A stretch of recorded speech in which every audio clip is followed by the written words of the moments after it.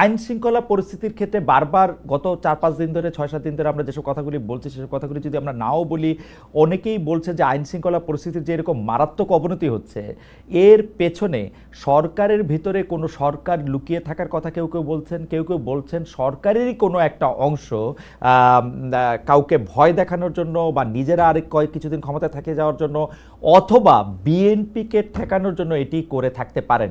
অনেকে ইঙ্গিতটা করছেন এরকমও যে বর্তমান তিনি সেনাপ্রধান আছেন, সেই সেনাপ্রধান যেহেতু সরকার প্রধানকে ব্যর্থ দেখতে চান তাই তিনি এসবের ক্ষেত্রে পরোক্ষ বা প্রত্যক্ষ ইন্ধন দিয়ে থাকতে পারেন। এ ব্যাপারে আপনার একটু বিশ্লেষণ আমি একটু শুনতে চাই। যে যে অভিযোগগুলোর কথা বা যে প্রসঙ্গগুলোর কথা আপনি সামনে আনলেন, এটা জনমনে এই আলোচনাটা আছে।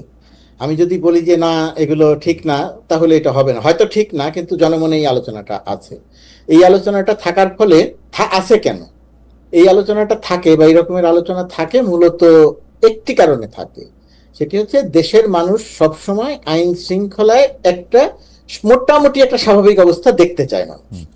তো 5 আগস্টের পর থেকে, তার আগের অরাজকতার অংশ বাদ দিয়ে 5 আগস্টের পর থেকে প্রায় 1 বছর হতে চললো, এই সময়ে আইন শৃঙ্খলা পরিস্থিতি দেশের মানুষের প্রত্যাশা অনুযায়ী উন্নতি হয়নি।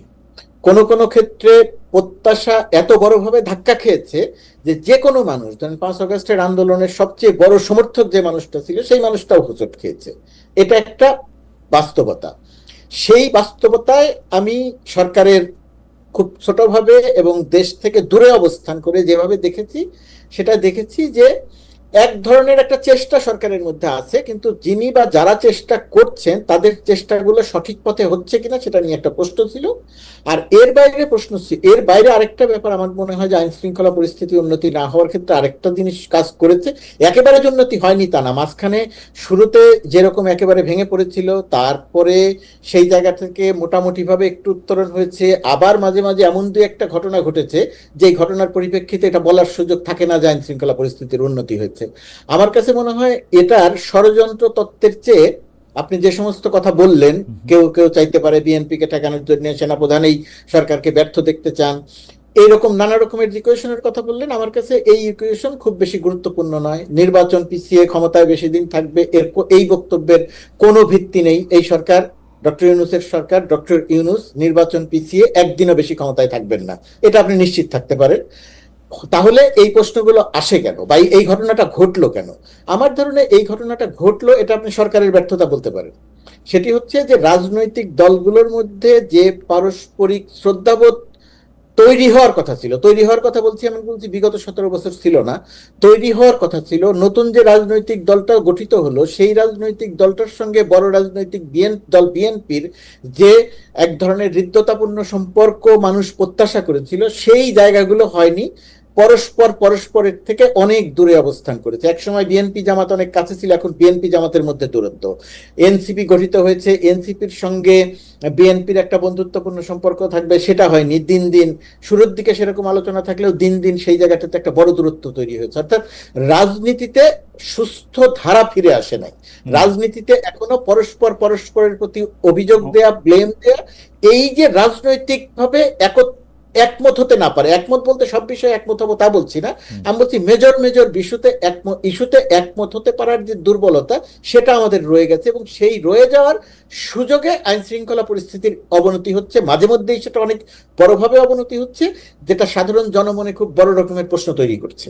মুর্তজা ভাই, অনেকেই আইন শৃঙ্খলা পরিস্থিতির কারণে মানে আইন শৃঙ্খলার পরিস্থিতি পুনরুদ্ধারে বা স্বাভাবিক একটা মোটামুটি একটা স্বস্তিদায়ক পরিস্থিতি সৃষ্টিতে সরকারের ব্যর্থতার জন্য পুলিশ বাহিনীকে দায়ী করে থাকেন বা আইন শৃঙ্খলা বাহিনীকে বলে থাকেন যে এই পুলিশ বাহিনী যেহেতু আওয়ামী লীগের রিক্রুট করা, তার ভিতরে আওয়ামী লীগের লোক রয়ে গেছে, তাদের দিয়ে আসলে বড় কাজ হইতেছে না। কিন্তু আমি পুলিশ বাহিনীর কথা যাওয়ার আগে আরেকটা কথা বলতে চাই যে ডিজিএফআইকে নিয়ে অনেক প্রশ্ন আসতেছে। সাধারণভাবে বাংলাদেশে মানুষ এইটা বোঝে কি না যে ডিজিএফআইটা আসলে ডক্টর মোহাম্মদ ইউনূসের আন্ডারেই। তো ডিজিএফআই যদি কোনো মানে ষড়যন্ত্র করে থাকে তাহলে সেটা ডক্টর মোহাম্মদ ইউনূসই করছেন। কিন্তু কেউ কেউ আবার বলতেছেন যে না, ডিজিএফআইটা আসলে ডক্টর মোহাম্মদ ইউনূসের আন্ডারে থাকলেও তারা যেসব কার্যক্রমে অংশগ্রহণ করতেছে, খবরের কাগজে নাকি তারা তারা এখনো ডিরেক্টিভ পাঠাচ্ছে, যেটা আসলে ডক্টর ইউনূসের এগেনস্টেও অনেক সময় যাচ্ছে। এই ব্যাপারটা আপনার জানা আছে কিনা? মানে ডিজিএফআইটা কি ডক্টর মোহাম্মদ ইউনূসের আয়ত্তের বাইরে চলে গেছে, পাকিস্তানের আইএসআই এর মতো? আইএসআই যেমন পাকিস্তানের কথা শোনে না আসলে, মানে যদিও তাদের সরকার প্রধানের কথা শোনার কথা, আপনার কাছে কি এটা মনে হয় যে ডিজিএফআইটা এরকম কোনোভাবে আয়ত্তের বাইরে চলে গেছে? মনে হয় না। ডিজিএফআই বিগত সময়গুলোতে কি করেছে সেটা আমি জানি, আপনি জানেন, হেলাল ভাইও জানেন, বিএনপি আমাদের চেয়ে কম জানেন না, ভালো করে জানে।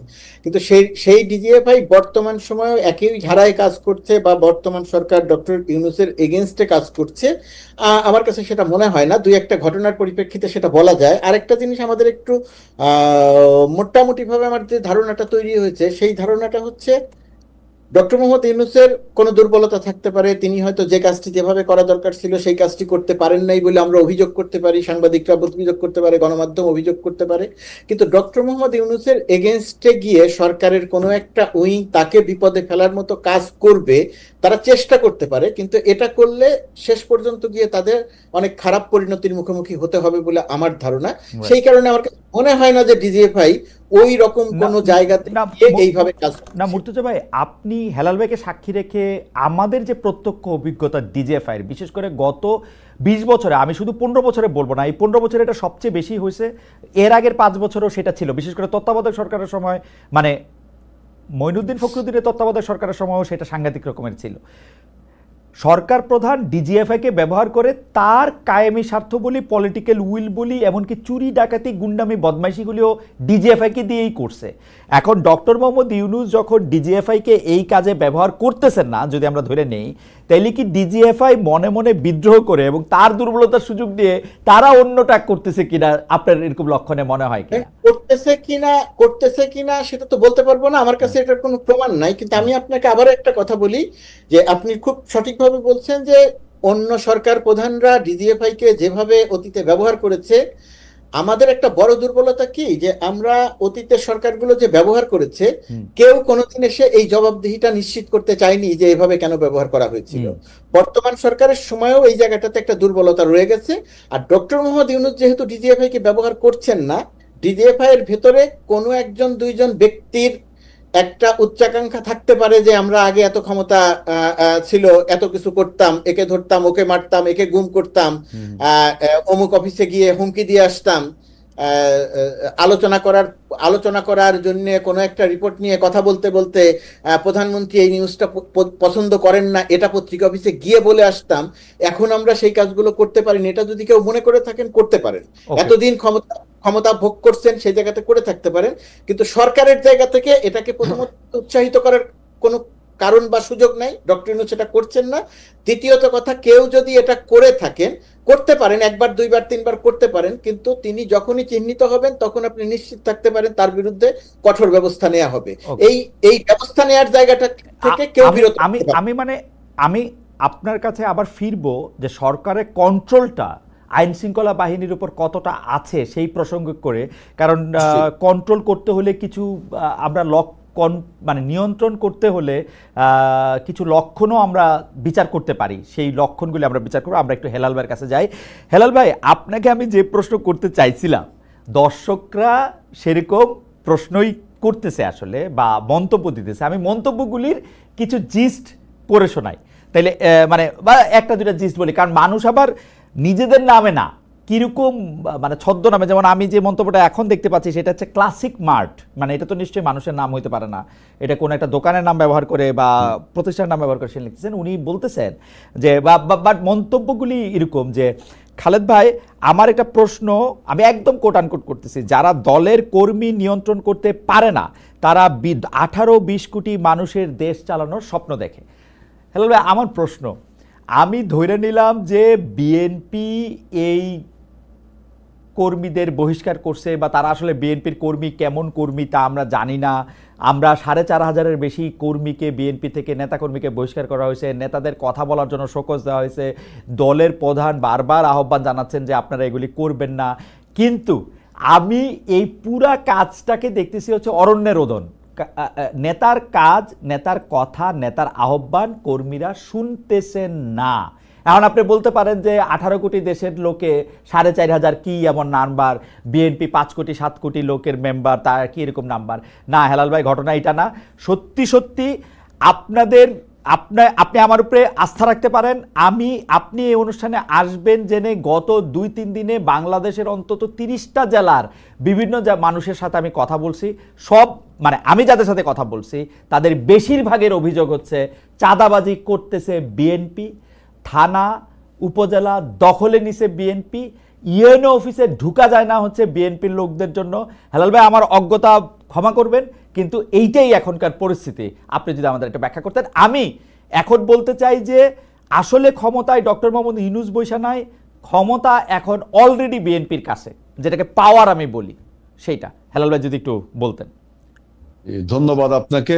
বিএনপি যদি নির্বাচিত হয়ে ক্ষমতায় আসতো তাহলে হয়তো বাংলাদেশ উপকৃত হতো, আমরা সবাই উপকৃত হতাম। যেহেতু এখনো নির্বাচন হয়নি, সুতরাং বিএনপি ক্ষমতায়, এই কথাটা ওইভাবে বলা যাবে না। এখন বক্তব্য হলো যে বিএনপি, আপনি জানেন যে এটা কোনো ক্যাডার ভিত্তিক সংগঠন না, এটা একটা multi class organisation. That means এটা গণমুখী একটা সংগঠন, এবং কর্মী রিক্রুটেড যে পদ্ধতি সারা পৃথিবীতে, সেই পদ্ধতিতে আমাদের দলে আপনার কর্মী সংগ্রহ করা হয় বা আপনার সাপোর্টাররাও আসেন।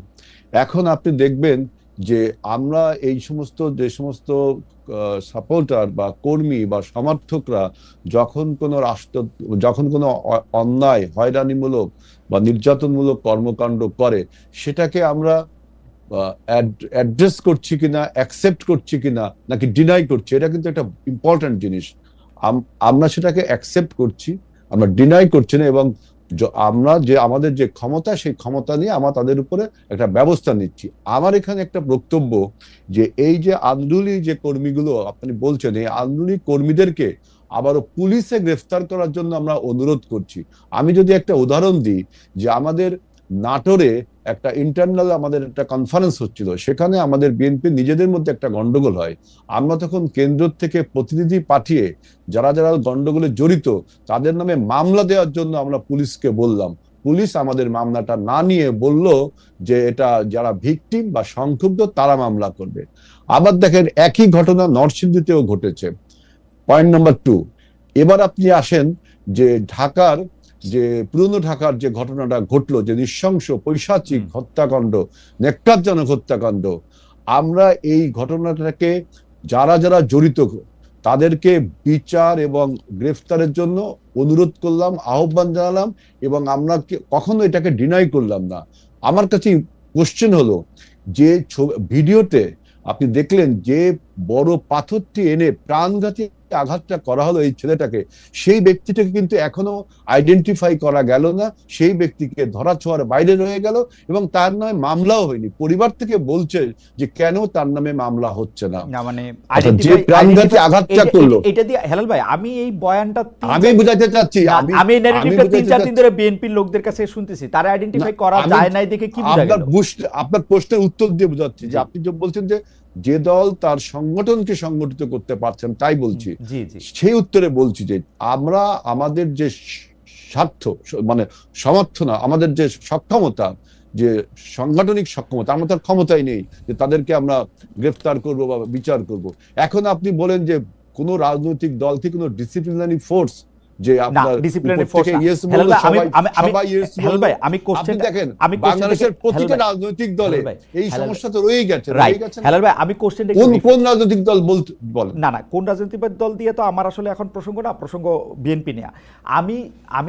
আমি যেটা বলতে চাই যে বিএনপি একটা রাজনৈতিক দল হিসাবে বাংলাদেশে এখন বর্তমানে যেসব দল রাজনীতি করতেছে তার মধ্যে সবচেয়ে বড় দল হিসাবে বিএনপি তো চলতে হয় না, বিএনপি তো একটা ব্যয় আছে। বিএনপি কি কর্মীদের, নেতাদের মাধ্যমে টাকা সংগ্রহ করে না, যেটাকে আমরা চাঁদা বলে থাকি ভালোবেসে? না না, এটা হলো আমাদের যারা যে কমিটিগুলো আছে, অর্থাৎ আপনি সমর্থক শোভানুধ্যায়িত না, আমরা যারা কমিটির মেম্বার, অর্থাৎ আমরা যারা কমিটির লোক, তাদের আমাদের একটা মান্থলি আমরা একটা পেমেন্ট পার্টিকে করি, খুব অল্প পরিমাণ। না, সেটা তো সদস্য চাঁদা। আপনারা ব্যবসায়ীদের থেকে চাঁদা নেন তো, ব্যবসায়ী, দোকানদার। মেন তো টাকা। আমি একটা কথা বলি, সারা পৃথিবীতে রাজনৈতিক দলগুলো যেভাবে তাদের ফান্ড ক্রিয়েট করে, বিএনপি নিশ্চয়ই তার বাইরে না, তার বাইরে করে হেলাল ভাই। না, হেলাল ভাই আমি উদাহরণ দেই, হেলাল ভাই আমি উদাহরণ দেই। আমি যেই দেশে আসি বা মুর্তজা ভাই যে দেশে আছেন সেই দেশে পার্টি ফান্ডে আপনার টাকা দিতে হলে সেটাতে রসিদ দেওয়া হয়, সেটা ওয়েবসাইটে ঘোষণা করতে হয়, সেটা ইনকাম ট্যাক্সেও ঘোষণা করতে হয়, পার্টি ফান্ডে আমি এত টাকা দিলাম। না, আপনি যখন প্রেসিডেন্ট ইলেকশন হয়, বিএনপি কি তাই? আপনি যখন দেখেন, যখন প্রেসিডেন্ট ইলেকশন হয় আমেরিকার, তার আগে যখন যে প্রাইমারি যে আপনার জনসভাগুলো হয়, সেখানে যে ফান্ডটা কালেক্ট হয়, সেখানে আপনি বলছেন যে রিসিট দেওয়া হয়, একদম স্বচ্ছ। বাংলাদেশ কিন্তু এই কালচারে যাবে, এটা আমরা বিএনপি বিশ্বাস করে, এবং এই কালচারে যাবে বিধায় তো আমরা। হেলাল ভাই আপনি আমাকে ভুল বুঝেন না, এটা হচ্ছে যে খালি প্রশ্ন করি তো সেজন্য ভুল বোঝার জায়গা আছে, কিন্তু বাংলাদেশ ওই জায়গায় যাবে এটা আমি মানি। আমি বিএনপিকে সিঙ্গেল আউট করতেছি না, আমি শুধু প্রশ্ন করতেছি যে বিএনপি তার কর্মী নেতাদের মাধ্যমে মানুষের কাছ থেকে চাঁদা আদায় করে কিনা। আমরা বললাম তো আমাদের যে সদস্য চাঁদা, এর বাইরে আমার চাঁদা আদায় করতে হবে কেন, আপনি তাই বলেন। আমাদের মনে করেন আমি তো বিএনপি চালাই না, আমি কেমনে বলবো চাঁদা আদায় করতে হবে কিনা? চাঁদা নেয় কিনা সেটা বলেন, আপনি বলেন না নেয় না, না শোনেন, নেই না বা না নেই, এই প্রশ্নের উত্তরটা এইভাবেই দিতে হবে যে সারা পৃথিবীতে রাজনৈতিক দলগুলো যে স্বচ্ছতার মাধ্যমে চাঁদা বা আপনি সদস্য চাঁদা বা ডোনেশন বলেন যেভাবে নেই, বিএনপি তার ব্যতিক্রম কিছু না। আপনি যদি বলতে পারেন কাউকে হুমকি দিয়ে চাঁদা নিয়েছে কিনা, যেটা বাংলাদেশে বিভিন্ন রাজনৈতিক দল যেমন হুমকি দেয়, যেটা চাঁদাটা না দিলে তোমাকে মামলায় ফাঁসিয়ে দেব, চাঁদাটা না নিলে তোমার জমি দখল করব, এই কাজ বিএনপি করে কিনা এইটা আপনি দেখেন।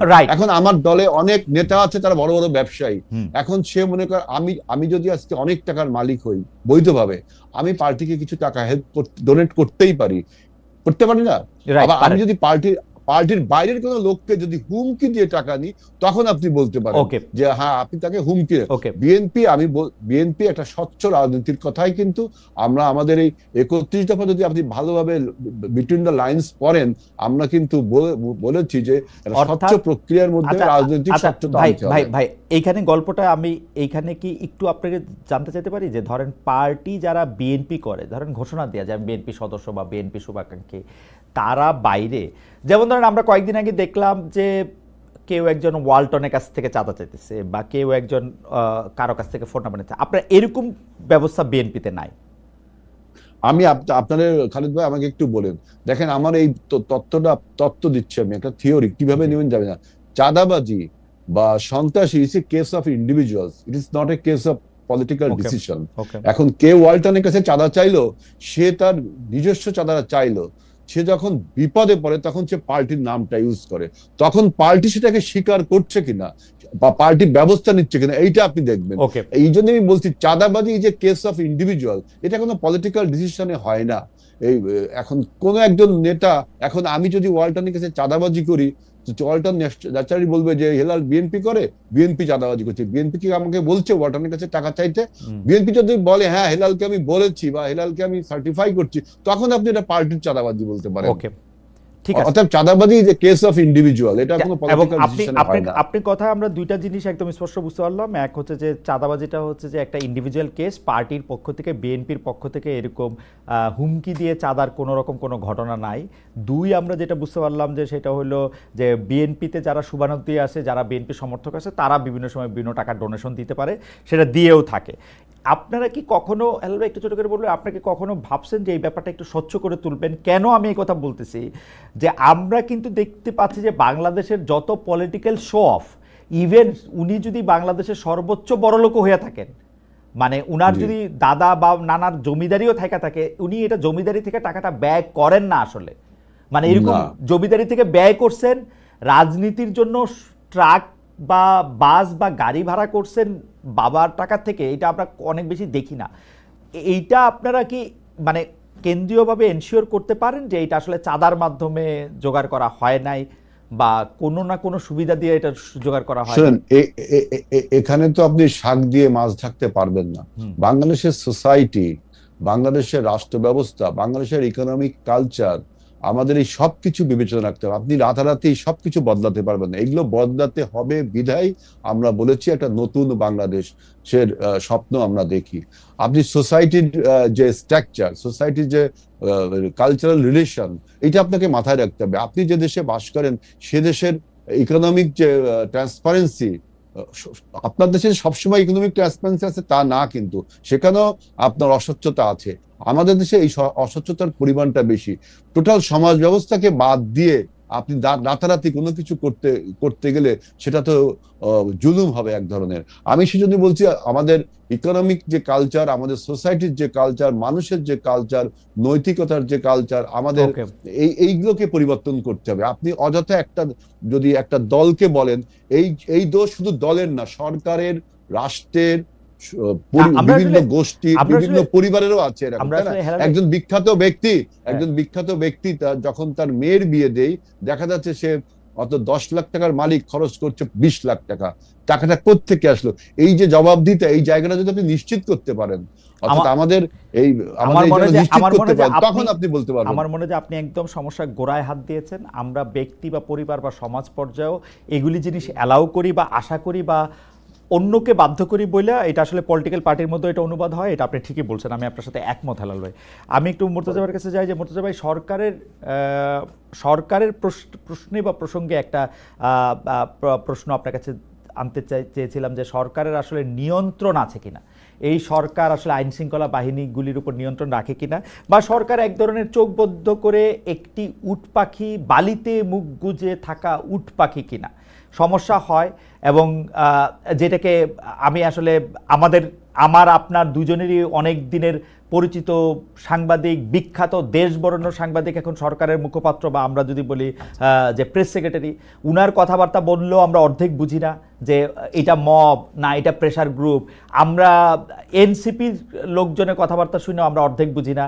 উনারা নিজের হাতে আইন তুলে নেওয়াটা কি আসলে উচিত কি উচিত না, এটা নিয়ে কথা বললেও ওরা আবার মানে কষ্ট পায়। এইটাকে আপনারা আসলে কীভাবে দেখেন?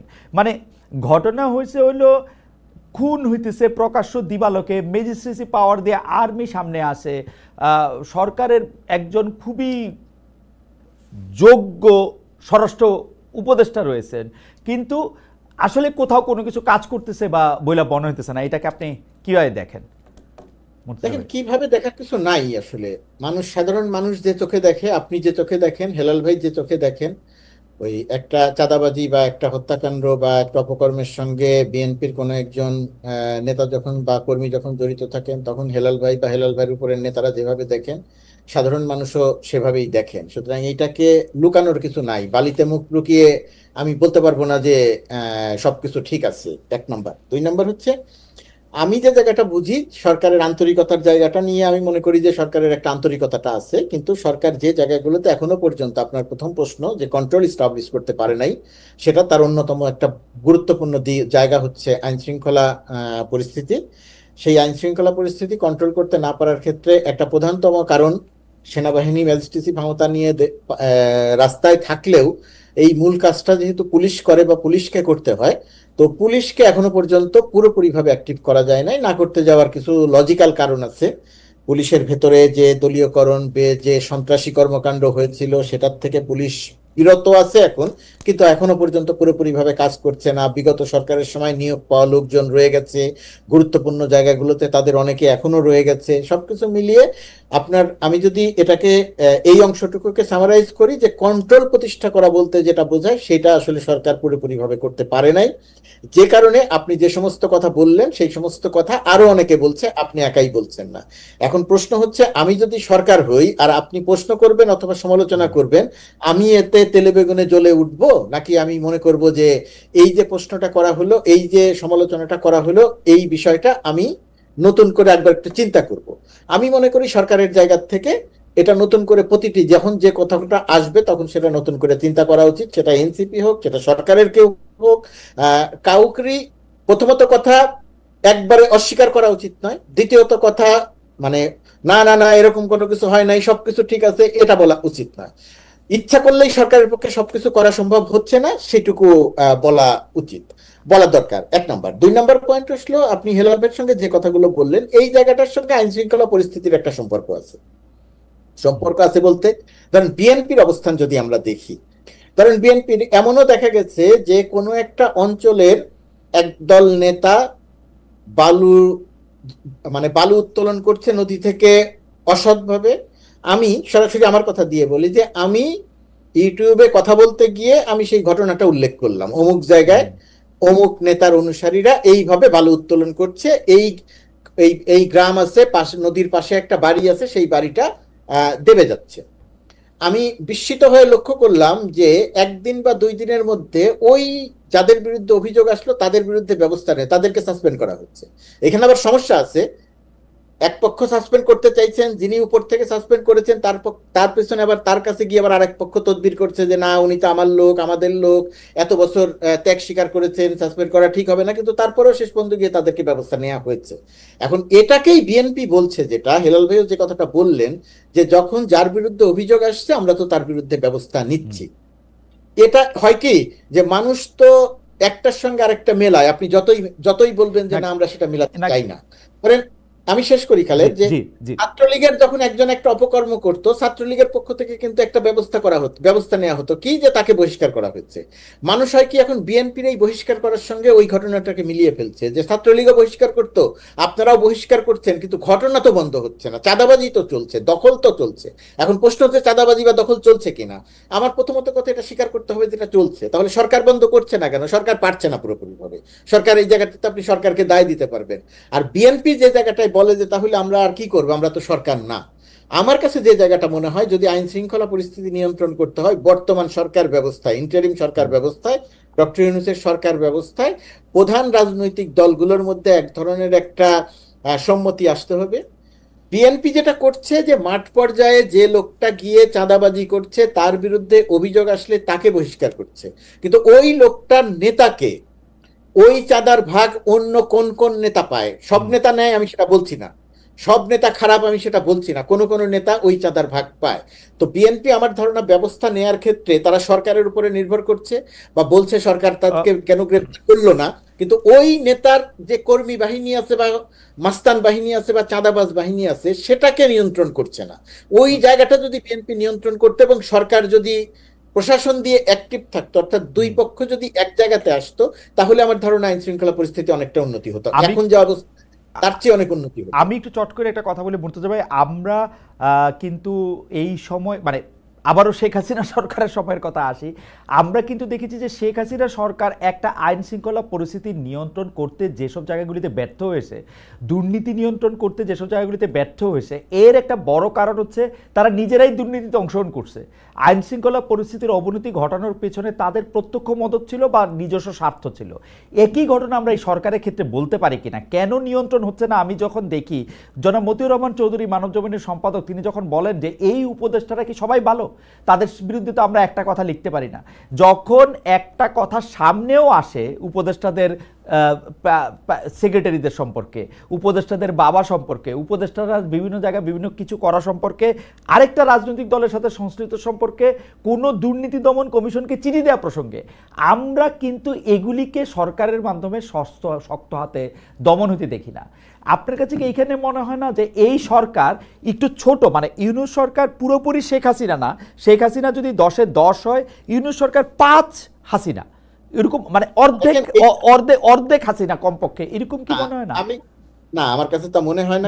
স্কেলে ছোট, কারণ এমনি বৈশিষ্ট্য স্কেলে ছোট, ক্ষমতা ভোগ করা বলেন, ক্ষমতা প্রয়োগ করা বলেন, সেই সমস্ত জায়গাতেও এই সরকারের দুর্বলতা আছে। সরকারের উপদেষ্টাদের আপনি কারো কারো বিরুদ্ধে, মতিউর রহমান চৌধুরী মতি ভাইয়ের যে কথাটা আপনি বললেন, সেই কথাটা বলা আপনি বলতে পারেন, আমি বলতে পারি, কিন্তু সেই কথাটা বলে শেখ হাসিনা সরকারের ওই দানবীয় কর্মকাণ্ডের সঙ্গে মিলাতে যাওয়াটা আমার স্কেল আপ যদি আমরা করি, না, স্কেল আপও করা যাবে না। আপনি বর্তমান সরকারের কোন উপদেষ্টার আপনি ওইভাবে তারা ক্ষমতা ব্যবহার করে দুর্নীতি করছে, তার দুর্বলতা বের করতে পারবেন, আপনি তার সমালোচনা করতে পারবেন, এই কাজটা তার করার কথা ছিল সেই কাজটা সে করতে পারেনি বলতে পারবেন, কিন্তু আপনি এই বর্তমান সরকারের ভেতরে একজন সালমান রহমান দেখাইতে পারবেন না। আপনি বর্তমান সরকারের ভেতরে একজন এই কি বলবো কিন্তু মুর্তজা ভাই, সালমান এফ রহমানও কিন্তু আওয়ামী লীগের প্রথম বছরে গিয়েই সালমান এফ রহমান হয়ে যায় নাই, তারা ওয়েট করতে হয়েছে 10 বছরে। তো টাইমেরও একটা ফ্যাক্টর আছে। আমি কইতেছি যে ছোট বড় আছে কিনা, মানে আছে না, আমার কাছে সেটা মনে হয় না ছোট বড় আছে, কারণ সরকারের কোনো উপদেষ্টা সরাসরি ভাবে দুর্নীতি করছে অথবা দুর্নীতি প্রশ্রয় দিচ্ছে, সেটা প্রশ্রয় দিচ্ছে আপনি বলতে পারেন হচ্ছে ওই জায়গাটাতে, তার যে জায়গাটাতে কঠোর ব্যবস্থা নেওয়া দরকার ছিল সেই সমস্ত জায়গাতে সে কঠোর ব্যবস্থা নিতে পারছে না। না মুর্তজা ভাই, আপনি সরকারে আছেন, আপনি সরকারের সাথে মিলেই কথা বলবেন, সেটা ঠিক আছে, কিন্তু মুর্তজা ভাই সত্যি সত্যি আপনি কি কোনো জায়গায় কোনো কন্ট্রাক্টর আগে যেমন সরকারি দলরে চাঁদা দিয়ে সরকারি দলরে তুষ্ট করে, আমি সোজাসুজি শেখ হাসিনা কথাই বলি, কারণ আমি 15 বছর শেখ হাসিনাকে এর জন্য দায়ী করে আসছি, এখনো তাই করি, যে শেখ হাসিনাকে টাকা দিয়ে উনি যেমন কাজ করতেন, এই টাকাটা দেয়া কি উনার বন্ধ আছে? এই টাকাটা উনি এখন কারে দেয়? একটা কথা বলি খালেদ, ধরেন আমি সরকারের সঙ্গে আছি, হ্যাঁ, আর সরকারের সঙ্গে বিগত সময়গুলোতে আমরা যাদেরকে দেখেছি জি, যত রকমের অপকর্ম ছিল, আপনার অনুষ্ঠান সহ আরো বিভিন্ন অনুষ্ঠানে তারা যারা এসেছেন তারা সকল রকমের অপকর্মকে এক ধরনের জাস্টিফাই করেছে। অবশ্যই অবশ্যই আমি সরকারের সঙ্গে আছি, কিন্তু আমি আপনাকে নিশ্চিত করে বলতে পারি সরকারের কোনো দুর্বলতা বা অপকর্ম বা দুর্নীতির কোনো সংবাদ যদি আসে, তার কোনোটাকে জাস্টিফাই করার রেসপন্সিবিলিটি, দায়িত্ব আমি নিব না। এর জন্য গোলাম মুর্তজা ভাই, এইটা কিন্তু আপনার একটা ব্র্যান্ড দাঁড়াইছে, আপনি কিন্তু দায়িত্ব নেন না, আপনি যেটা মনে করেন এটা আপনি সরকারে থাকলে, সরকারের বিপক্ষে থাকলে এটা আপনার জন্য। কিন্তু আমি আপনাকে সরল একটা প্রশ্ন করি, যেসব ঠিকাদারের কাজ, যেসব উন্নয়নের কাজ, মানে চুরির যেগুলি ডাইরেক্ট ক্ষেত্র, হয়তো যেটা বন্ধ হয়েছে সেটা হচ্ছে বিদেশে টাকা পাচার বা ব্যাংকগুলিকে খুব ম্যানিপুলেট করা হয়তো বন্ধ হয়েছে, কিন্তু সারা বাংলাদেশে যে ঠিকাদারি কার্যক্রম যে পরিচালনা করা, সেটার ক্ষেত্রে কিন্তু ওই ঠিকাদারদেরকে টাকা দিতেই হইতেছে। মুর্তজা ভাই, আমি তো এখন আমি আপনার সাথে কারে দিচ্ছে টাকাটা, এটা হলো আমার কথা। ওই টাকাটা কোনো উপদেষ্টাকে দিচ্ছে না, সরকারকে দিচ্ছে, সরকারকেও দিচ্ছে না। ওই টাকাটা, সরকার বলতে কি বুঝেন? ওই টাকাটা কি কোনো ডিসি কে দিচ্ছে? দিয়ে থাকতে পারে, এখন ওইটা দেখার দায়িত্ব অবশ্যই সরকারের। এইটা সরকার যদি না দেখে থাকে, আপনি অবশ্যই সেটাকে অভিযোগ দায় নিতে হবে, সরকারের সমালোচনা করতে হবে। কিন্তু আবার ওই টাকাটা স্থানীয় রাজনীতিতে যিনি প্রভাবশালী, যে দল প্রভাবশালী, ওই ঠিকাদার সেই হয় ওই ঠিকাদার ওই প্রভাবশালী দলের অংশ, অথবা ওই ঠিকাদার ওই প্রভাবশালী দলকে অর্থ দিয়ে, দলকে আস্থায় নিয়ে সে ব্যবসাটা করছে। কিন্তু শেখ হাসিনা সরকারের সময় একেবারে সেন্ট্রাল থেকে যেভাবে সবকিছু কন্ট্রোল করা হতো, ঠিকাদার থেকে শুরু করে সবাইকে টাকা দিয়ে কার্যক্রম করতে হতো, বর্তমান সরকারের সময় এরকম কাজ হচ্ছে আমি খোঁজ নিয়েও জানার চেষ্টা করেছি, আমি এটা জানতে পারি নাই। যদি কখনো জানতে পারি এবং সুনির্দিষ্ট করে আসে, অবশ্যই আমি সেটা নিয়ে কথা বলবো, আমি কোনোভাবেই সেটাকে রাগঢাক করবো না, চাপা দিতে চেষ্টা করবো। মুর্তজা ভাই, আপনাকে ধন্যবাদ। আমি একটু হেলাল ভাইয়ের কাছে আসবো। হেলাল ভাই, আপনার কাছে আসার আগে আমি এই একটা দর্শকদের কাছে একটা প্রশ্ন করেছিলাম এরকম, যে জাতীয়তাবাদী শক্তিকে ধ্বংস করতে বিএনপির বিরুদ্ধে কোট আনকোট অপপ্রচার চলছে, বলেছেন মির্জা ফখরুল আলমগীর। প্রিয় দর্শক, এই মন্তব্য সঠিক বলে মনে করেন কিনা? শতকরা 25% দর্শক এটাকে সঠিক মনে করছেন, শতকরা 75% দর্শক এটাকে সঠিক মনে করছেন না, 72,000 দর্শক এখানে ভোট দিয়েছেন। হেলাল ভাই অনেকক্ষণ ধরেই কিছু বলার জন্য বোধহয় একটু উসখুস করতেছিলেন। হেলাল ভাই, আমরা আপনার প্রশ্নের কাছে যাওয়ার আগে আপনি কি মুর্তজা ভাইয়ের বলা প্রসঙ্গে একটু বলবেন? সারা দেশের উন্নয়ন কার্যক্রমে আমরা যেমন বিগত সরকারগুলির আমলেও আসলে কার্যক্রমের সাথে টাকা পয়সার একটা যে দুর্নীতি সংশ্লিষ্টতা দেখতাম, এখন সেটি বন্ধ হয়নি, সেটি আমার কাছে তথ্য, কিন্তু আমার কাছে যে তথ্যটি নাই যে সেটি আসলে কে নিতেছে, আপনি কি আমাদের 1 মিনিট বলবেন কিনা, বা আমার তথ্যটি? আমি 1 মিনিট শুধু এইটা বলতে চাচ্ছি। দেখেন, আমাদের এই যে তর্ক বিতর্কের ফলে সেই পরাজিত মাফিয়ার প্রাসঙ্গিকতা কিন্তু চলে আসলো। আপনি এখন পরাজিত মাফিয়াকে বেঞ্চমার্ক মনে করছেন, যে তার তুলনায় কে ভালো কে খারাপ। তার মানে আমাদের এই তর্ক বিতর্কের ফলে যে আমার এটা হচ্ছে স্কেল, শেখ হাসিনা শাসন হচ্ছে আমাদের স্কেল। এটা স্কেল বলতে কি আপনি বেঞ্চমার্ক বোঝাচ্ছেন যে এটা স্ট্যান্ডার্ড মাপ? না, স্ট্যান্ডার্ড না, মানে হচ্ছে যে আমার সুতরাং বিবেচনায় আমি গত বলতে 15 চাচ্ছি বছর আমি বলতে চাচ্ছি যে এই যে আমাদের তর্ক বিতর্ক গুলো হচ্ছে, আমরা সবাই 24-এর গণ অভ্যুত্থানে অংশগ্রহণ করেছি মাফিয়ার পরাজয় করবার জন্য।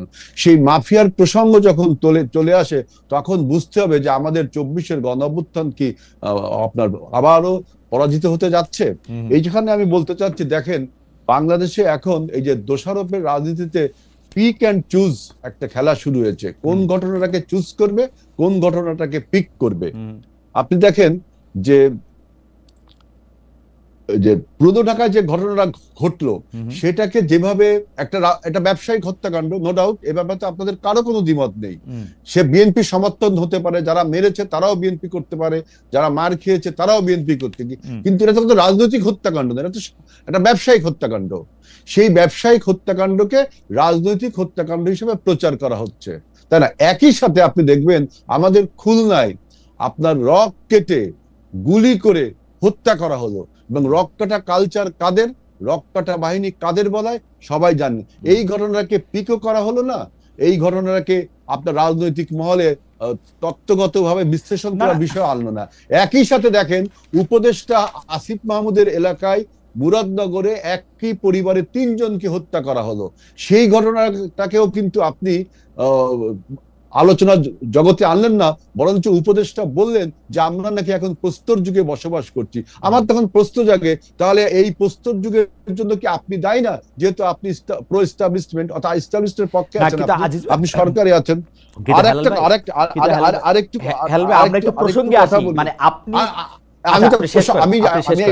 আরেকটু বলি, দেখেন যে চুজ অ্যান্ড পিক এই জন্য বললাম, আপনি যদি এখন বলেন যে আইন শৃঙ্খলা রক্ষাকারী বাহিনী কাজ করছে না, সরকার দুর্বল, আমি মনে করি যে এইগুলো সব ডেলিভারেটলি তারা সরকার দুর্বল এবং ডেলিভারেটলি আপনার এই আইন শৃঙ্খলা পরিস্থিতি দুর্বল রাখা হচ্ছে। কারণ আপনি জানেন যে অ্যাডমিনিস্ট্রেশন, ল এনফোর্সিং এজেন্সিস, এইগুলো আপনার এই সমস্ত ঘটনা বাংলাদেশকে যদি আনস্টেবল রাখা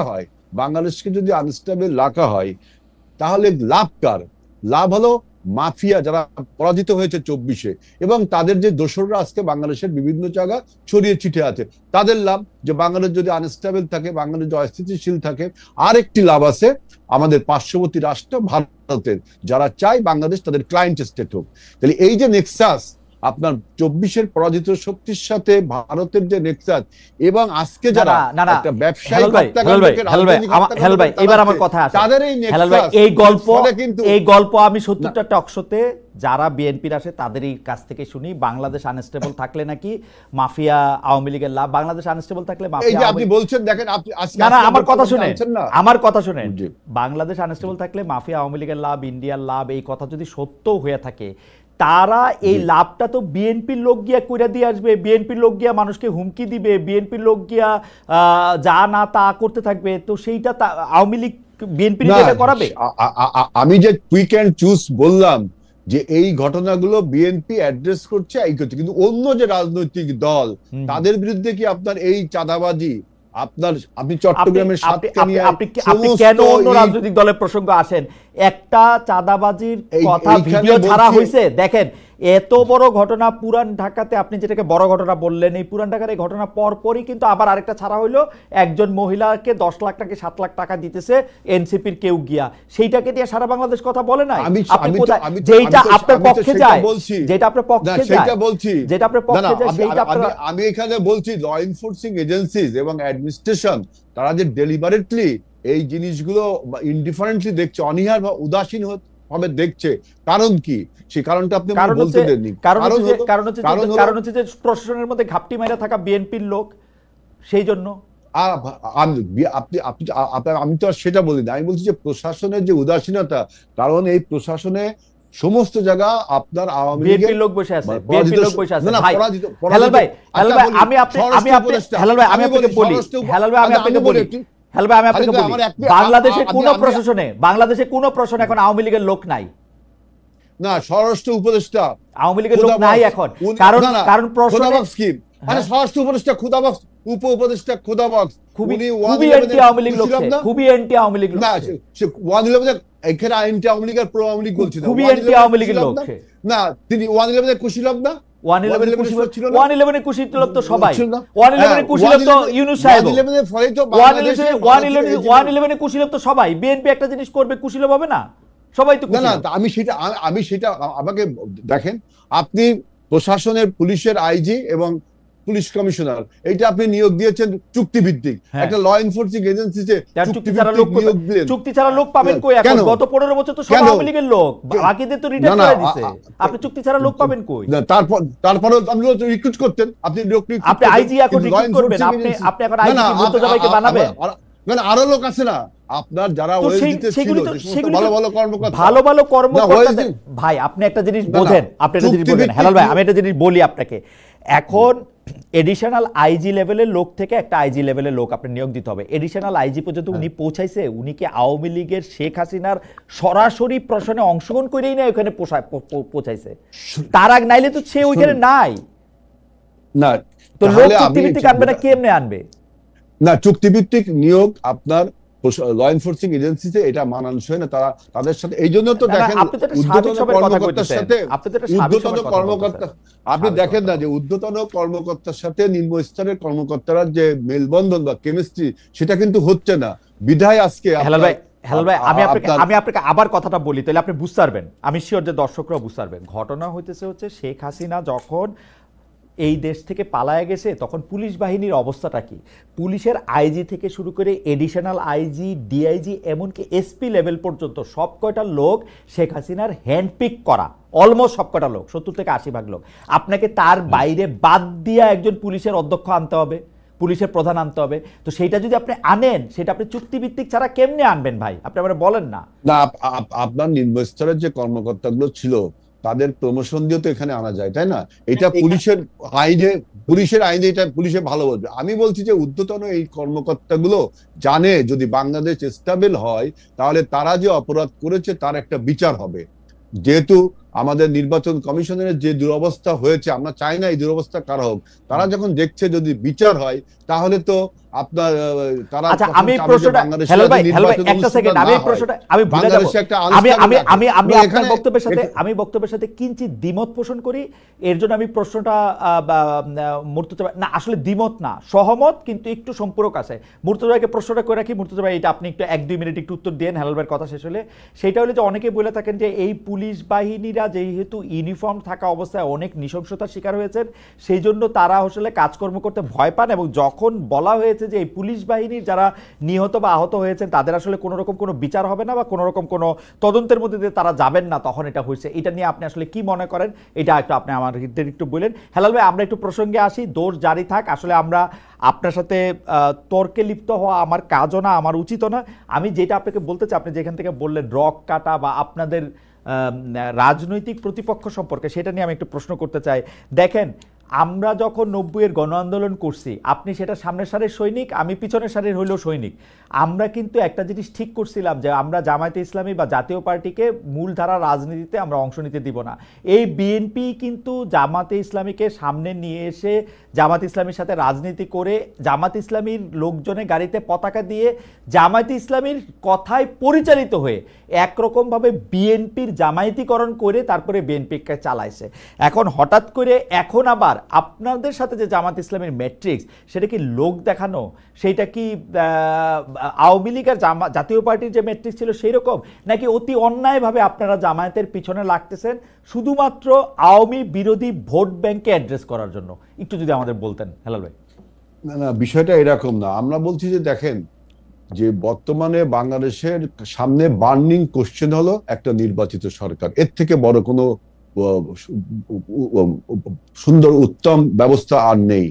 সেই নির্বাচনের যখন লন্ডন বৈঠকটা হয়ে গেল, অর্থাৎ নির্বাচন নিয়ে যে সংশয় বা আনসার্টেনিটি ছিল, সেই আনসার্টেনিটি দূর হয়ে গেল, নির্বাচনের সংশয়টা কেটে গেল, তখন দেখা যাচ্ছে যে বিভিন্ন রকম মানে অরাজনৈতিক ঘটনাকে, যেমন ব্যবসায়িক হত্যাকাণ্ডটাকে আপনি রাজনৈতিক হত্যাকাণ্ড বলে রাজনৈতিক স্বার্থসিদ্ধি এবং নির্বাচনকে বিঘ্ন করার জন্য অজুহাত হিসাবে কাজ করে বিভিন্ন রকম স্লোগান দিচ্ছেন, যেখানে আপনার বিএনপির নেতা নেত্রীদের নামে স্লোগান দেওয়া হচ্ছে, প্রভোকিং করা হচ্ছে, ইনভাইট করা হচ্ছে গন্ডগোলকে।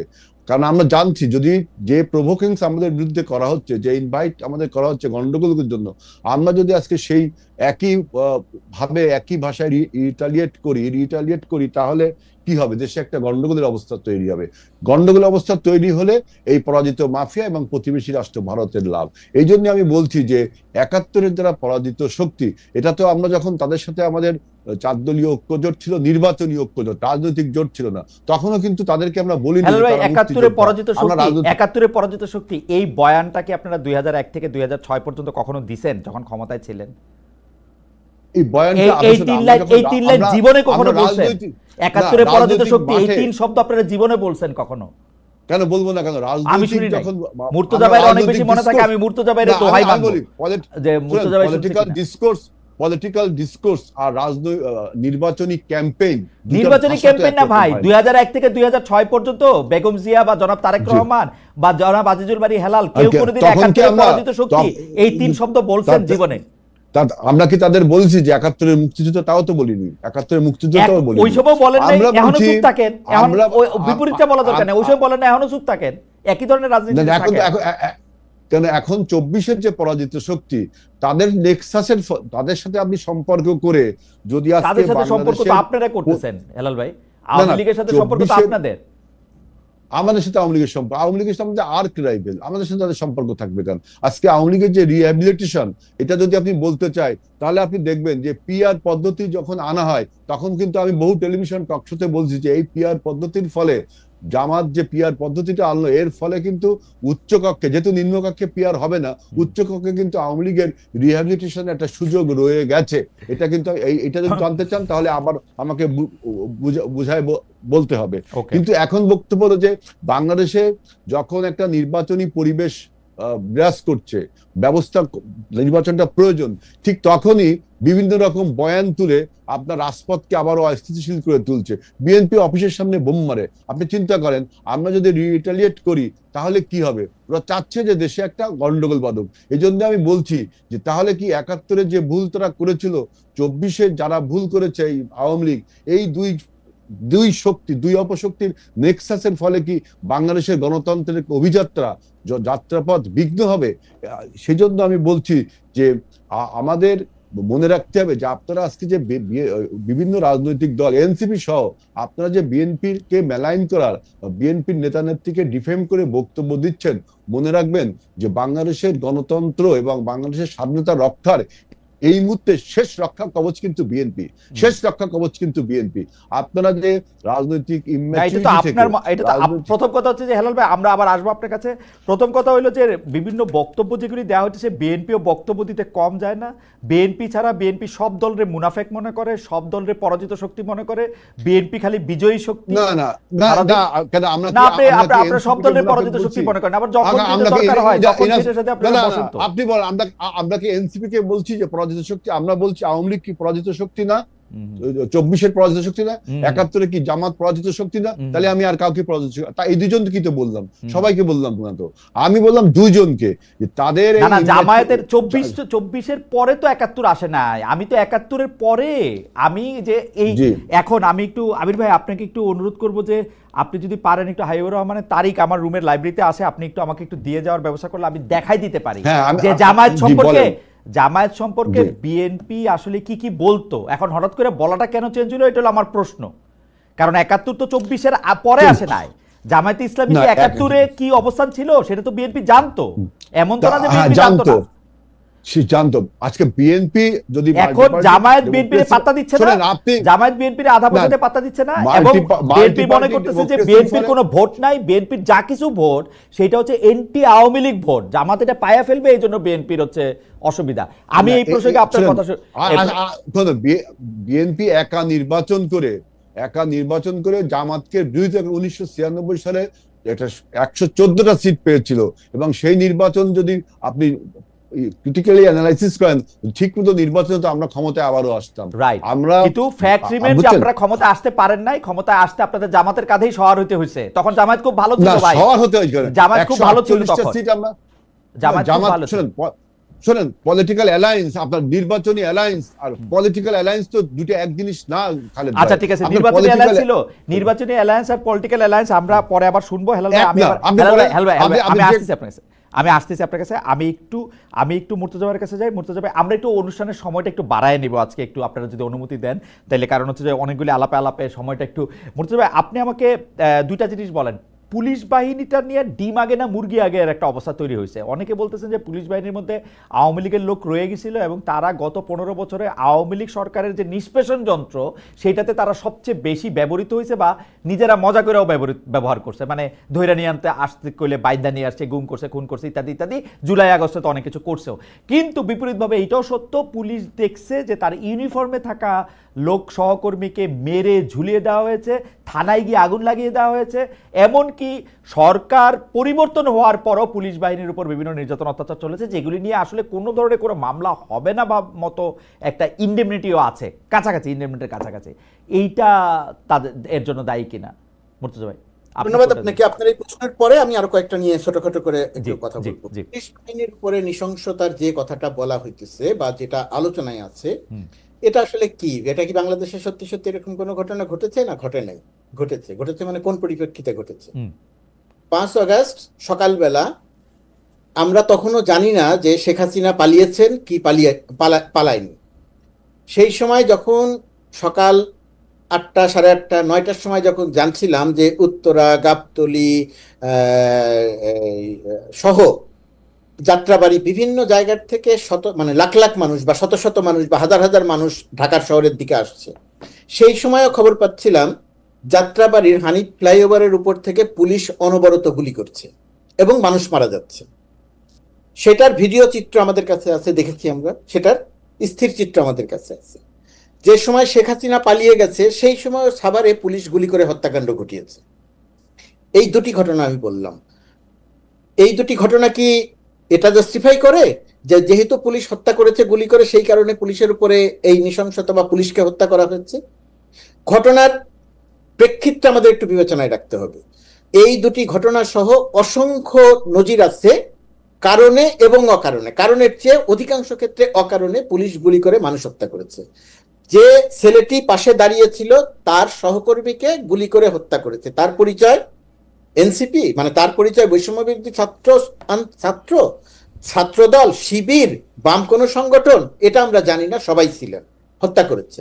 এই যে হত্যাযজ্ঞ চলেছে, হত্যাযজ্ঞ চলার সময়ে পুলিশের, তারও আরো অনেক আগে থেকে পুলিশের বিষয়ে সাধারণ জনমানুষ এবং বিশেষ করে আন্দোলনকারীদের যে মনোভাব তৈরি হয়েছিল, পুলিশ একটা সরাসরি শত্রুতে পরিণত হয়েছিল। সেই শত্রুকে যখন সে সামনে পেয়েছে, নির্দয়ভাবে তাকে হত্যা করেছে। এরকম হত্যার ঘটনা বাংলাদেশে ঘটেছে। থানা পুড়িয়ে দেয়া, যে থানা পুড়িয়ে দিয়ে 13 জনকে হত্যা করা হয়েছে, ওই থানার ঘটনাটি আমরা জানি। সারা দিন ধরে ওই থানা থেকে মানুষকে উদ্দেশ্য করে গুলি করা হয়েছিল, গুলি করে বিক্ষুব্ধ মানুষকে আটকে রাখা হয়েছিল।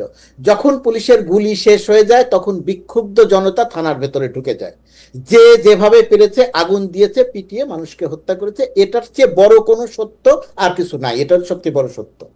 এখন প্রশ্ন আসে যে আমি কি, যেহেতু পুলিশ সারাদিন ধরে গুলি করে মানুষ হত্যা করেছে, আহত করেছে, এখন পুলিশের যখন গুলি থাকলো না তখন কি আমি গিয়ে পুলিশের থানা আক্রমণ করার লাইসেন্স পাই কি পাই না? যদি আপনি সুস্থভাবে আলোচনা করেন, টেবিলে বসে আলোচনা করেন, তাহলে আমি বলবো না। আমার পয়েন্ট কিন্তু এটা না। আমার পয়েন্ট হচ্ছে, আমি এই প্রত্যেকটা পুলিশ হত্যা মামলার বা পুলিশ হত্যার মামলাটা আমি নিব কিনা বিচার করে তদন্ত করে, আমি সেটাই পাইলাম। আমি যখন দেখি যে পরাজিত শক্তি আর বিজয়ী শক্তি, 1971 সালে পাকিস্তানিরা যখন পরাজিত হয়, রাজাকাররা যখন পরাজিত হয়, তখন মুক্তিযোদ্ধারা এমন অনেক ঘটনা ঘটিয়েছিল যেটা ঘটার কথা ছিল না, প্রকাশ্যে গুলি করে সাধারণ রাজাকারকে হত্যা করা হয়েছে। এখন বিজয়ী শক্তি পরাজিত শক্তির অপকর্মের বিচার করে, পরাজিত শক্তি বিজয়ী শক্তির বিচ্যুত কোনো ঘটনার বিচার করে না। তো যেহেতু বিচার করে না, সেই কারণে পুলিশ যেহেতু মানুষ হত্যা করেছে, শেখ হাসিনা 15 বছরকে দিয়ে পুলিশকে দিয়ে এমন কোনো অপকর্ম নাই যে অপকর্ম করায় নাই। সেই ঘটনার পরিপ্রেক্ষিতে যে 40-42 জন বা আরো দু একজন কম বেশি পুলিশ সদস্য নিহত হয়েছেন, আমি একজন পুলিশ সদস্য নিহত বা হত্যারও বিপক্ষে, হওয়া উচিত হয় নাই। কিন্তু এখন ওই ঘটনা, আমি ঘটনাটা বলছি এই কারণে, কারণ আমি জানি যে আপনি এই প্রশ্নটা করবেন এবং এই প্রশ্নটা প্রাসঙ্গিকভাবে আসবে। আপনার চেয়ারে আমি থাকলে আমিও আপনাকে ঠিক এই প্রশ্নটাই করতাম। কিন্তু বিজয়ী শক্তি আর পরাজিত শক্তির এই পার্থক্যের জায়গাটা বিবেচনা করতে হবে, এবং ওই কারণেই যারা এত ত্যাগ স্বীকার করে ১,৫০০ মানুষের রক্ত দিয়ে যে আন্দোলন সফল করেছে, এই ১,৫০০ মানুষকে হত্যার নেতৃত্ব দিয়েছে যে বাহিনী, সেই বাহিনীর ৪০ জনের বিচার এখন এই ২,০০০ মানুষ হারানোওয়ালারা করবে, এটা প্রত্যাশা করা যায় না। এটা বাস্তব না না, আমরা সেটাকে উই আর দে দেখতেছি কেন মুর্তজা ভাই? এটা যদি আমি আর আপনি দেখি তাহলে কি আমরা এটা অস্বীকার করি না? পুলিশ কে আসলে? পুলিশ তো পিজেন্টস ইন ইউনিফর্ম। মানে ও তো ওর উপরে, মানে যে লোকটা শেখ হাসিনা ক্রিম খাইছে, যে লোকটা, মুর্তজা ভাই, যে লোকটা রাস্তায়, যে লোকটা ক্রিম খাইছে, যে লোকটা আমার বন্ধু এসপি বা আপনার বন্ধু ডিআইজি বা হেলাল ভাইয়ের বন্ধু আইজি, তারা কিন্তু শেখ হাসিনা ক্রিমটা খাইছে, রাস্তার ওই কনস্টেবলটা না। কিন্তু রাস্তার ওই কনস্টেবলকে দিয়ে আপনাকে গুলি করে হত্যা করিয়েছে। ধরেন নারায়ণগঞ্জে বিএনপি, আমি আসলে জুলাই আগস্ট এরকম মাস আমি বলি, নারায়ণগঞ্জে বিএনপি একটা মিছিল বের করলো, কোন কারণ ছাড়া চাষারায় গুলি করে ২ জন মানুষকে মেরে ফেলা হলো। মুন্সিগঞ্জে কোন কারণ ছাড়া গুলি করে ২ জন মানুষকে মেরে ফেলা হলো। বিষয়টি হচ্ছে আইজিপি ক্রিম খেয়েছেন, কিন্তু গুলিটা তো ওই কনস্টেবলকে দিয়ে করানো হয়েছে। বিএনপির ওই কর্মীরা যদি কোনোদিন সুযোগ পেত তাহলে ওই পুলিশের অবস্থা কি হতো? সেটাই ৫ আগস্টে আমি আপনাকে বলি মুর্তজা ভাই, এটা ধরেন আমরা যারা, মানে জুলাই আগস্ট আসলে গত বছরের কথা, এই সময়টার মধ্যে থেকে আমি আপনি আমাদের মধ্যে আসলে মানে অনেকেই আমরা এইটা অস্বীকার করতে পারবো না যে পুলিশ কি পরিমাণ অট্রোসিটি আসলে চালাইছে, পুলিশের নামে আসলে কি করা হয়েছে না করা হয়েছে সেটা আমি জানি না। কিন্তু আমি বলতে চাইছিলাম যে এই একটা ইউনিফর্ম ফোর্সের ওইখানে এই তদন্তগুলি কইরাও তো এগুলি সামনে আনা যাইতো, কারণ প্রতিটা হত্যা, প্রতিটা খুন, প্রতিটা মৃত্যু, প্রতিটা আইন নিজের হাতে তুলে নেওয়ার যদি আমরা এটাকে আইন হাতে তুলে নেওয়া বলা যাবে না, না না না, এইটাকে বলা যাবে না। আচ্ছা ঠিক আছে, আমরা ৫ তারিখের পর থেকে তো বলতে পারবো, ৫ তারিখের পর, ৫ তারিখ পর্যন্ত বলে ৫ তারিখের পর। জি হেলাল ভাই, আমি কিছু বলতে চাচ্ছি। আমার এখানে কিন্তু আরো কথা বলার ছিল এই প্রসঙ্গে। মুর্তজা ভাই আমি একটু বলি, দেখেন, পরাজিত শক্তিকে মারতে হবে এমন কোন বিধান পৃথিবীতে আছে বলে আমি মনে করি না। মনে করেন ৯১ সালের নির্বাচনে আমরা আওয়ামী লীগ ইলেকশন করেছি, আওয়ামী লীগ হেরে গেছে, তারপরে আওয়ামী লীগকে মারতে হবে না। এখানে বলা হচ্ছে যে বড় ভুল বুঝাবুঝি থেকে যাবে। আপনার পক্ষে বলছি। হেলাল ভাই একটা সেকেন্ড, আমরা সময় একটু বাড়াই দিচ্ছি, ১ মিনিট মুর্তজা ভাইকে ১ মিনিট দেন, বক্তব্যটা খালি শেষ করুক, আমরা সময় বাড়াই দিচ্ছি, আপনি বলুন। এটা ভুল বোঝাবুঝি থাকবে। আমি কোনো অবস্থাতেই বলছি না যে পুলিশকে মারতে হবে বা পুলিশের মারা ঠিক ছিল। আমি বলছি যে ঘটনার পরিপ্রেক্ষিতে যে অবস্থা তৈরি হয়েছিল, সেই অবস্থায় বিক্ষুব্ধ জনতা যে কর্মটা করেছে সেটা ঠেকানোর কোনো উপায় কারো ছিল না। আমি একটি হত্যাকাণ্ডের পক্ষে কথা বলছি না। আমি শুধু প্রশ্ন, আমি একটু বলি, এই যে পরাজিত শক্তি আর বিজয়ী শক্তি, কিন্তু যে অপশক্তি মনে করেন ২৪-এর গণ অভ্যুত্থানে পরাজিত হয়েছে অপশক্তিরা, এটা অপশক্তি। এই অপশক্তিকে আপনি নির্মূল করার জন্য যখন বলছেন, তখন একটা থিওরি চলে আসে যে এটা যেমন বিপ্লব, যদি বিপ্লব হতো তাহলে আপনার ফ্রান্স বিপ্লবে দেখেছি গিলোটিনের নিচেই মাথা গেছে কত লোকে নির্বিচারে, বাদ বিচারহীন ভাবে, কোনো বিচার টিচার নেই। এবং বিপ্লবে সারা পৃথিবীর ইতিহাসে এইটাই হয় যে ওই পরাজিত অপশক্তি তখন তাকে ওইভাবে হত্যা, নির্যাতন, গুম, খুন চলে। এখন আপনি বলতে পারেন বাংলাদেশে তো ২৪-এর গণ অভ্যুত্থানের বিপ্লব হয়নি, গণ অভ্যুত্থান হয়েছে, এটা তো ডিবেট রয়েই গেছে। সুতরাং ২৪-এর গণ অভ্যুত্থানের ৫ই আগস্টের পরে যে ব্যাকলাশটা হয়েছে, যে পরিমাণ ব্যাকলাশ হওয়ার কথা ছিল ১৭ বছরের পুঞ্জীবিত ক্ষোভের পরে, তার অনেক কম হয়েছে। বরঞ্চ আমি মনে করি ৮ই আগস্ট যখন সরকার গঠন হলো, তখন আমি দেখলাম কিছু সমস্যা আরো বেড়ে গেল, অর্থাৎ একটা সরকারের দুর্বলতা প্রকাশ পেল। এটা আরেকটি আলোচনা। সেজন্য আমি বলছি যে অপশক্তিকে, যে পুলিশকে 5ই আগস্ট থেকে 8ই আগস্ট পর্যন্ত যে সমস্ত ঘটনাগুলো সব বিচ্ছিন্ন, এগুলো আমি পরিকল্পিত বলবো না, বিচ্ছিন্ন। এটাকে আপনি বিপ্লব আখ্যা দিয়ে জায়েজ করতে পারেন, আবার গণ অভ্যুত্থান আখ্যা দিয়ে না জায়েজও করতে পারেন। কিন্তু যে অপশক্তি, সেখানে মানুষের যে রোষ, যে রোষানল, সেটার শিকার তারা হয়েছে। এটা এই ব্যাকলাশটা পৃথিবীতে সবসময়, এটা নিয়ে আলোচনা করে আপনি অনেক বড় বড় বই লিখতে পারবেন, অনেক তথ্য দিতে পারবেন, কিন্তু এটাই স্বাভাবিক ছিল যেটা নিয়ে ছোট ছোট করে কিছু বলার ছিল। জি, আসতেছি আমি মুর্তজা ভাই আপনার কাছে। যে আরেকটা কথা, আপনি কি 111 কে সার্টিফাই করছেন?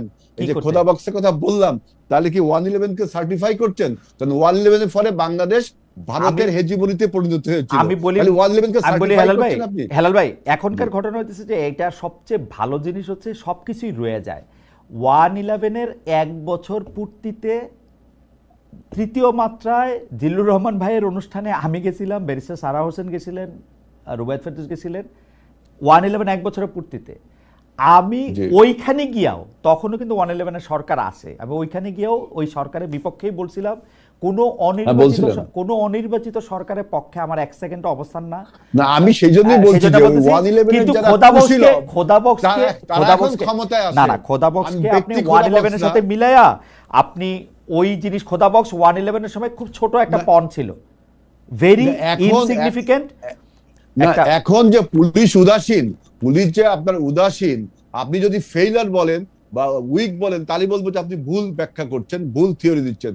পুলিশের কিছু কিছু ঊর্ধ্বতন কর্মকর্তা ইচ্ছাকৃতভাবে বাংলাদেশের। হেলাল ভাই, আমি আপনার কাছে আসতেছি। আমি মুর্তজা ভাইয়ের কাছে খুব দ্রুত ছোট ছোট যে দুই একটা জিনিস ছিল, আর মুর্তজা ভাই আপনি এইটা একটু প্রথমে একটু অ্যাড্রেস করে নিলে ভালো হয়। আমরা টোটাল 2-3 মিনিট আপনার সঙ্গে এই পর্যায়ে কথা বলবো। সেটা হলো যে আপনি কি মনে করেন যে যেহেতু খোদাবক্স আসলে খোদাবক্স সাহেব আছেন হচ্ছে পুলিশেরও বস হিসাবে, মানে আইজিরও বস হিসাবে, উনি মন্ত্রী পদমর্যাদা বা প্রতিমন্ত্রী পদমর্যাদায় আছেন, তো সেইটা কি আসলে ইচ্ছা করে উনি করতেছেন, পুলিশকে দুর্বল করে রাখছেন? এটাও যদি একটু আপনি বলতেন। এটা আসলে এই প্রশ্নের উত্তরটা একেবারে হ্যাঁ বা নাতে দিয়ে দিলে আরো বড় বড় ভুল বোঝাবুঝি হবে। আমি প্রথমত কথা সেটা মনে করছি না, 1 নাম্বার। 2 নাম্বার হচ্ছে এই যে হেলাল ভাই বেশ কয়েকটা কথা বলেছেন, এখন তার এই জায়গাটাতে চুক্তিভিত্তিক নিয়োগের কথা বলেছেন, পুলিশের নিয়োগ হয় না। হেলাল ভাই এটা খুব ভালো করে জানেন যে বিগত 15 বছরের সরকারে পুলিশকে যেভাবে টপ টু বটম সাজানো হয়েছিল, তাহলে পুরো পুলিশ বাহিনী বাতিল করে, নিয়োগের কথা যদি বলে পুরো পুলিশ বাহিনী বাতিল করে আবার নতুন একটা বাহিনী করতে হবে। কিন্তু এই ইন্টারিম সরকারের পক্ষে সেটা করা সম্ভব নয়। বিএনপি যদি নির্বাচিত হয়ে ক্ষমতায় যায়, ওই বিএনপির পক্ষেও সেটা সম্ভব হবে না, প্রথমত কথা। দ্বিতীয়ত কথা, এই সরকার যে সমস্ত চুক্তিভিত্তিক নিয়োগ দিয়েছে, অধিকাংশ ক্ষেত্রে এটা বাধ্য হয়ে নিয়োগ দিতে হয়েছে তাকে। আশেপাশে কোনো লোক পাওয়া যায় নাই, এমন কোনো গোয়েন্দা সংস্থা ছিল না যেটার একেবারে নেতৃত্ব থেকে শুরু করে পুরো জিনিসটা ছাত্রলীগের কর্মী দ্বারা পরিচালিত হতো। তো সুতরাং এই জায়গাটাতে সরকারের কিছু করার ছিল না, এবং এই সমস্যাটা আগামী ফেব্রুয়ারিতে যে নির্বাচন হবে এবং সেই নির্বাচনে যদি বিজয়ী হয়ে বিএনপি ক্ষমতায় যায়, বিএনপি ঠিক সেম সমস্যাটা ফেস করবে, হুট করে সবকিছু পরিবর্তন করে ফেলতে পারবে না। সমস্ত ওএসডি কর্মকর্তাকে কি করলেন? যারা ওএসডি ছিল 17 বছর, সেই ওএসডি কর্মকর্তারা, এটা বিস্তারিত আলোচনা করতে হবে। আমি যেটা বললাম, আপনি আমার ধারণা আমি পুরোপুরিভাবে বুঝাইতে পারছি, 1 নাম্বার। 2 নাম্বার, এখানে বারবার করে এখন বিএনপির জায়গা থেকে একটা প্রসঙ্গ আসছে যে 71-এর পরাজিত শক্তি। বিএনপি এটা বলে, আমি চাই যে বিএনপি এটা বলুক, আরো বলুক, কিন্তু বিএনপি এই জিনিসটা নিয়ে এখন যদি বড় করে রাজনীতি করতে যায় এবং বারবার করে বলে, তাহলে যে আপনি যে প্রশ্ন তুললেন, আগে কেন বলেন নাই, 2001-এ কি করছিলেন, ওই প্রশ্নগুলো আসলে সেটা বিএনপির জন্য বিব্রতকর হবে। বাট বিএনপির এটাই হওয়া উচিত, পলিটিক্যালি কারেক্ট অবস্থান। আচ্ছা, তারপরে আরেকটা জায়গা একটু যদি সংক্ষিপ্ত করতেন, কারণ আপনার কাছে আমার একটা অরিজিনাল প্রশ্ন ছিল যেটা আমি সংক্ষিপ্ত করছি। কারণ ফান্ড নিয়ে কথা আছে, বাংলাদেশের রাজনৈতিক দলগুলোর ফান্ড পুরোপুরিভাবে অস্বচ্ছ। এখন এই জায়গাতে বিএনপির ফান্ডের বা আওয়ামী লীগের ফান্ড নিয়ে আলোচনা হয় না, এখন আলোচনা হচ্ছে এনসিপির ফান্ড নিয়ে। কারণটা কি? কারণ এনসিপি একটা স্বপ্ন দেখায় সামনে আসছে, যেহেতু তারাও এসে ওই একই রকমের ধারায় চলে গেছে বলে মানুষ মনে করছে, সেই কারণে ফান্ডের প্রসঙ্গে এখন এখানে আসছে। এই জায়গাটার একটা সুস্থতা আসা দরকার। সেই সুস্থতাটা যদি না আসে, তাহলে এই জায়গাটাতে বাংলাদেশের এই মানে রাজনৈতিক দলগুলো স্বাভাবিক ধারায় আসবে না। অন্য দলের রাজনৈতিক নেতাকর্মীরা কি করছে সেটা দেখার আগে আমার দলটাকে আমি আসলে কিভাবে সাজাচ্ছি, কিভাবে গোছাচ্ছি, সেই জায়গাটাতে যদি আমি একটা কঠোর নীতিমালা করতে না পারি, আমার ধারণা যে এই জায়গাটাতে তেমন কিছু হবে না, উন্নতি হবে না। আর নির্বাচন নিয়ে সংশয়ের কথা হেলাল ভাই যে কথাটা বললেন, যে আহ, লন্ডন মিটিং এর আগে নির্বাচন নিয়েও সংশয় ছিল। আমি ব্যক্তিগতভাবে এটাকে সংশয়ের কথা বলি না, নির্বাচন নিয়ে কিন্তু আসলে কোনো সংশয় ছিল না। সরকারের জায়গা থেকে খুব পরিষ্কার করে বলা হয়েছিল যে জুনের মধ্যে নির্বাচন হবে। এখন বলা হয়েছে ফেব্রুয়ারির রোজার আগে নির্বাচন হবে। 2 মাস 3 মাস আগে আর পরে সংশয় তখনও ছিল না, এখনো সংশয় নাই। রাজনীতিতে যেহেতু আমরা একমত হতে পারি নাই, সেই কারণে আমরা মনে করছি যে এই পরিস্থিতির কারণে মনে হয় এইটা হবে না, ওইটার কারণে মনে হয় ওইটা হবে না। আমি বাংলাদেশের মানুষকে নিশ্চিত করতে চাই, আমি আমার একজন সাংবাদিকতার জায়গা থেকে, সরকারের জায়গা বাদ দেন, বাংলাদেশের নির্বাচন নিয়ে কোনো কনফিউশন নাই। নির্বাচন যে সময় হওয়ার কথা সেই সময় হবে, ভালো নির্বাচন। আমি আপনার সাথে 100% একমত। এবং আমি দর্শকদেরকে একটু বলে রাখি যে আমি কিন্তু কিছু টাকা বাজিয়েও ধরছি, কিছু টাকা না, আমার বিবেচনায় বেশি বড় টাকা। যে এপ্রিল, মানে আমার বাজেটটা আমি বলে রাখি যে এপ্রিল মাসের 30 তারিখের পর যদি বাংলাদেশের নতুন নির্বাচিত সরকার না আসে, মানে এপ্রিল 30 হচ্ছে এই সরকারের শেষ দিন, মানে মে মাসের 1 তারিখেও যদি ডক্টর ইউনূস থাকেন বা ডক্টর ইউনূসের না থাকা অন্য উপদেষ্টাদের মধ্যে কেউ যদি থাকেন, তাহলে আমি বাজে হারবো। আমি বলছি this is the last day, মানে এপ্রিল 30। এবং আমি নিশ্চিত করে বলি, এটা তো ভবিষ্যৎবাণী না, এটা তো গণক না, এটা হচ্ছে রাজনৈতিক বিশ্লেষণ। সেই বিবেচনায় বলি যে নিশ্চিত করেই আপনি হারবেন না। আমারও তাই মনে হয়, কারণ আমি তো সেফ বেটি লাগবো।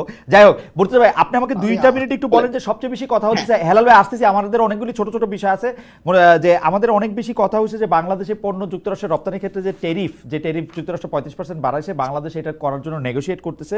2টা প্রশ্ন এখানে দেখা দিচ্ছে। একটা প্রশ্ন হচ্ছে যে নিরাপত্তা উপদেষ্টাকেও আমরা একই কারণে আমেরিকাতে থাইকা যেতে দেখছি, এবং তিনি এটা করছেন। জাতীয় নিরাপত্তা উপদেষ্টা ট্যারিফ নিয়ে কেন আলোচনা করবেন? আমরা দেখছি যে তিনি থাকাকালীন সময় আমাদের কোনো লাভ হয় না। লাভ হয়েছে যখন বাণিজ্য উপদেষ্টা যখন আসছেন, তখন কয়েকটা ইফেক্টিভ মিটিং তিনি করছেন।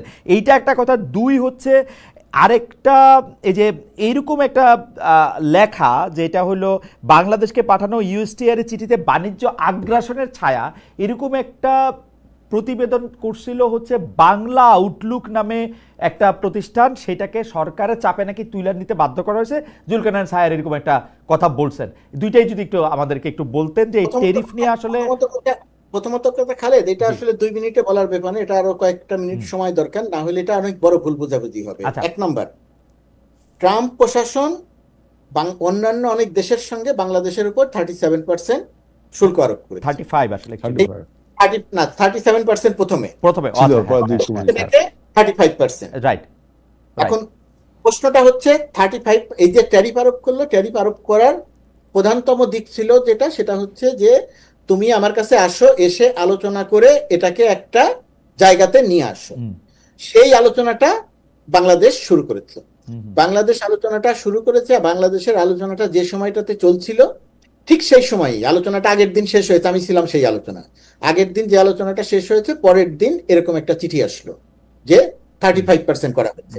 তখন ধারণা করা হলো যে তাহলে কি আলোচনা শেষ, 35% ফাইনাল। তখন যখন আমরা যোগাযোগ করলাম আবার ইউএসটিআর এর সঙ্গে, তখন সেখান থেকে বলা হলো যে না, এটাও আগের মতোই আরেকটা চিঠি, আমাদের যে আলোচনাটা চলছিল সেই আলোচনাটা চলবে, অর্থাৎ পরবর্তী মিটিং গুলো হয়েছে। আর নিরাপত্তা উপদেষ্টা, বাণিজ্য উপদেষ্টা, বাণিজ্য সচিব সহ এমবাসি থেকে আমরা যারা ছিলাম, তারা যে আলোচনাটা করছিলাম, নিরাপত্তা উপদেষ্টা থাকা অবস্থাতে কিছু হয় নাই, বাণিজ্য উপদেষ্টা থাকা অবস্থাতে হয়েছে, মোটেই বিষয়টি সেরকম নয়। যে আলোচনাটা চলছিল ধারাবাহিকভাবে, বাণিজ্য উপদেষ্টা এবং নিরাপত্তা উপদেষ্টা এখানে উপস্থিত থাকা অবস্থাতে সেই আলোচনাটা একই ধারাবাহিকতায় চলেছে। নিরাপত্তা উপদেষ্টা তার ভাইয়ের অসুস্থতা জনিত কারণে অতি দ্রুত সময়ের মধ্যে তাকে বাংলাদেশে চলে যেতে হয়েছে। পরবর্তী আলোচনাগুলোতে বাণিজ্য উপদেষ্টা নেতৃত্ব দিয়েছেন, নিরাপত্তা উপদেষ্টা অনলাইনে যুক্ত ছিলেন। আমাদের প্রশ্ন হচ্ছে নিরাপত্তা উপদেষ্টা কি এখানে রিলেভেন্ট হচ্ছে এই কারণে, উনি কি এখন বাংলাদেশের ডিফেক্টো পররাষ্ট্র উপদেষ্টা? আমি শেষ করি। আপনি বলছেন এটা এই যে ট্যারিফ ইস্যুর আলোচনা চলছে, আউটলুক কি রিপোর্ট প্রকাশ করেছিল, আমি রিপোর্টটা দেখি নাই। যে আলোচনাটা চলছে সেই আলোচনার মধ্যে যুক্তরাষ্ট্রের জাতীয় নিরাপত্তাগত অনেক বিষয়ের মধ্যে সম্পৃক্ত আছে। সেই কারণে এইখানে জাতীয় নিরাপত্তা একটা ইস্যু। কি ইস্যু আমি সেটা বিস্তারিত আপনাকে এই মুহূর্তে বলছি না, কারণ এটা নিয়েও আরেক বিতর্কের বিষয় যে এইখানে গোপনীয়তার একটা শর্ত আছে, যে এই আলোচনাটা যতক্ষণ পর্যন্ত চলবে কোনো কিছু প্রকাশ করা যাবে না। এখন আপনি প্রশ্ন করা হচ্ছে, অনেকেই প্রশ্ন করছেন যে বাংলাদেশ কেন চুক্তি গোপন করবে, বাংলাদেশ কেন গোপন করে কিছু করবে, বাংলাদেশ সেখানে গিয়ে আত্মসমর্পণ করছে। বিষয়টা মোটেই সেরকম নয়। যে এই সমস্ত দেশের সঙ্গে আলোচনা এটা যে চলছে, গোপনীয়, তো এই যে আপনি যে কথাটা বলতেছেন না, অ্যাবসলিউটলি এই বিষয়ে আউটলুকের প্রতিবেদনটা হচ্ছে আমি শেষ এরকম। করি খালেদ, জি আমার কথাটা একটু খালি জি বলতে দেন, জি জি তারপরে গিয়ে আপনি প্রশ্নটা করেন, না জি হলে আমি খেয়ে হারিয়ে ফেলবো এই জায়গাটাতে। এবং এই জায়গাটাতে কথা বলা, যেহেতু জি আমরা গোপনীয়তার শর্তে আছি, জি তো গোপনীয়, এখন প্রশ্ন এসেছে যে গোপনীয় চুক্তিতে বাংলাদেশ গোপন রাখার শর্তে রাজি হলো কেন? তাহলে বাংলাদেশ কি করতে পারতো? ঠিক আছে, 35% শুল্ক দেওয়া হয়েছে, আমি কোনো আলোচনা করবো না যুক্তরাষ্ট্রের সঙ্গে, 35%ই থাকবে। আমার মনে হয় সেটা খুব বুদ্ধিমানের কাজ হতো না। সরকার যেটা যুক্তরাষ্ট্রের সঙ্গে আলোচনা করে একটা জায়গাতে আসতে চাইছে, এটাই সবচেয়ে বড় কাজ। ওকে এখন গোপনীয়তার মাধ্যমে বাংলাদেশের স্বার্থ বিঘ্নিত হয় এরকম কোনো কাজ সরকার করছে কিনা, আমি খুব দায়িত্ব নিয়ে বলছি, এখন পর্যন্ত যে আলোচনা হয়েছে, আলোচনাটা যে জায়গায় আটকে আছে, পরিসংখ্যান দিয়ে বলা যাবে না, আমি শুধু বোঝার সুবিধার জন্য বলছি, +-80% ক্ষেত্রে বাংলাদেশ এবং যুক্তরাষ্ট্র একমত হয়েছে। এখনো 20 বা তার আগে পরে এরকম একটা সংখ্যা হবে যে একমত হতে পারে নাই, সেটা নিয়ে পরবর্তীতে আলোচনা হবে। সেই আলোচনার সময় ঢাকা থেকে ঢাকার টিম যে টিম এসেছিলেন, তারা ঢাকায় গিয়ে আলোচনা করবেন, এখানে গিয়ে আলোচনা করবেন, আলোচনা করে একটা জায়গাতে আসা হবে। পৃথিবীর যে সমস্ত দেশের সঙ্গে যুক্তরাষ্ট্র বাণিজ্য নিয়ে এই আলোচনাটা কাটছে, তার প্রতিটি দেশের সঙ্গে না। আলোচনা, আচ্ছা মুর্তজা ভাই ঠিক আছে, আমার মনে হয় যে আপনি আপনার বক্তব্য পরিষ্কার করছেন, সেটা নিয়ে আমরা একটা আলাদা করে আলোচনা করব। কিন্তু আমরা বুঝতে পারতেছি যে মার্কিন যুক্তরাষ্ট্রের একই রকম চিঠি, কারণ মার্কিন যুক্তরাষ্ট্র এত এত এত এত কষ্ট করে না, এটা একই রকমের একটা প্রায় টেমপ্লেটের মতো করে চিঠি বিভিন্ন রাষ্ট্রের সাথে কথা বলতেছে, ওই টেমপ্লেটের মতো করে চিঠি আমি দেখছি, যেটা বাংলাদেশের সাথে মোটামুটি অনেক মানে মানে গোপনীয় হ্যানত্যান করা হইতেছে। যাই হোক, ওগুলির মধ্যে বেশিরভাগই একটা আগ্রাসনের ছায়া থাকে, খুবই দুর্বল, খুবই নতজানু, খুবই মানে আমি কি বলবো, যাদের পররাষ্ট্রনীতি বলতে কিচ্ছু নাই, শুধুমাত্র ওই ধরনের সরকারি মার্কিন যুক্তরাষ্ট্রের এই ধরনের চুক্তি আসলে মানতে পারে, বলতে পারে, এবং এটা নিয়ে প্রতিক্রিয়া দেখা যায়। আমি এটা নিয়ে আলাদা করে একদিন একদম স্পষ্ট করে বলবো মুর্তজা ভাই, আমি এগুলি আমেরিকার এগুলি টেমপ্লেট। আমি একটা সেকেন্ডে শেষ করে দিই। প্রথমত কথা, এ ধরনের কোন শর্ত মেনে বাংলাদেশ সরকার চুক্তি করে নাই, এখন পর্যন্ত চুক্তি করার ধারে কাছেও নাই। করলে তাই বাংলাদেশ কোনো চুক্তি প্রকাশও করে না, প্রচারও করে না, কি করে না করে কাউরে বলে না। এইখানে যে নিরাপত্তা উপদেষ্টারে পাঠাইলো আমেরিকাতে একটা টেরিফ চুক্তির মধ্যে, ভাই আমি একটা কথা বলি, এই টেরিফ চুক্তির মধ্যে যে একটা নিরাপত্তা উপদেষ্টারে পাঠাইলো, এর মধ্যে যে নিরাপত্তার বিষয়গুলো এর মধ্যে আছে, পররাষ্ট্র উপদেষ্টারে যে এর বাইরে রাখতেছে, বাংলাদেশ সরকার কোনো একটা বিষয়ে কোনো একটা কথা বলে না। ইউনিয়ন সরকার দেশ চালায় হচ্ছে তার গ্রামীণ ব্যাংক চালানোর মতো করে, যেইটা ইচ্ছা সেটা করে। আমি এগুলি নিয়ে কথা কইতে চাই না, এগুলি নিয়ে কথা কইলে বহুত কথা, কিন্তু এগুলি নিয়ে আসলে মানে I am like really pissed of, মানে এটা করতেই পারে না। এটা আমি মনে করি কথা বলা উচিত, আমি মনে করি আপনি কথা বলেন না সেটা ঠিক না, আপনার কথা বলা উচিত। একই সঙ্গে চুক্তি বিষয়ে যেহেতু, ট্যারিফ আলোচনা বিষয়ে যেহেতু আমি সেখানে ছিলাম, সেই কারণে আমার উচিত বিষয়টা পরিষ্কার করা। অবশ্যই মুর্তজা ভাই, এটা নিয়ে আমরা আলাদা কথা বলবো না, মানে আমাদের একটু হেলাল ভাইয়ের কাছ থেকে শোনার আছে। হেলাল ভাই, প্রথম কথা হচ্ছে, দুইটা বিষয়ে আপনি যদি আমাদেরকে একটু আলোকিত করেন। একটা বিষয় হচ্ছে বিভিন্ন সরকারি প্রশাসনের বিভিন্ন জায়গায় বসা তো আসেই, মোটামুটিভাবে গণমাধ্যমগুলিতেই বিএনপি প্রধান বা বিএনপির যারা লোকজন আছে তারা সেসব জায়গাগুলি দখল করছে। মানে সারাটা জায়গায় একই প্রশ্ন, যে ক্ষমতায় আসার আগেই যদি বিএনপির এরকম একটা দখলদারত্বের মনোভাব থাকে, তাহলে সেইটা কি আসলে আমরা আমাদের জন্য আর কি অপেক্ষা করতেছে? বিএনপি ক্ষমতায় আসলে আমরা আর কি আলাদা পাবো? আপনারা একটু কথা বলতে পারেন, বলতে পারেন, কিন্তু আমরা তো খুব আশা দেখি না হেলাল ভাই, আমরা খুব আশা দেখি না।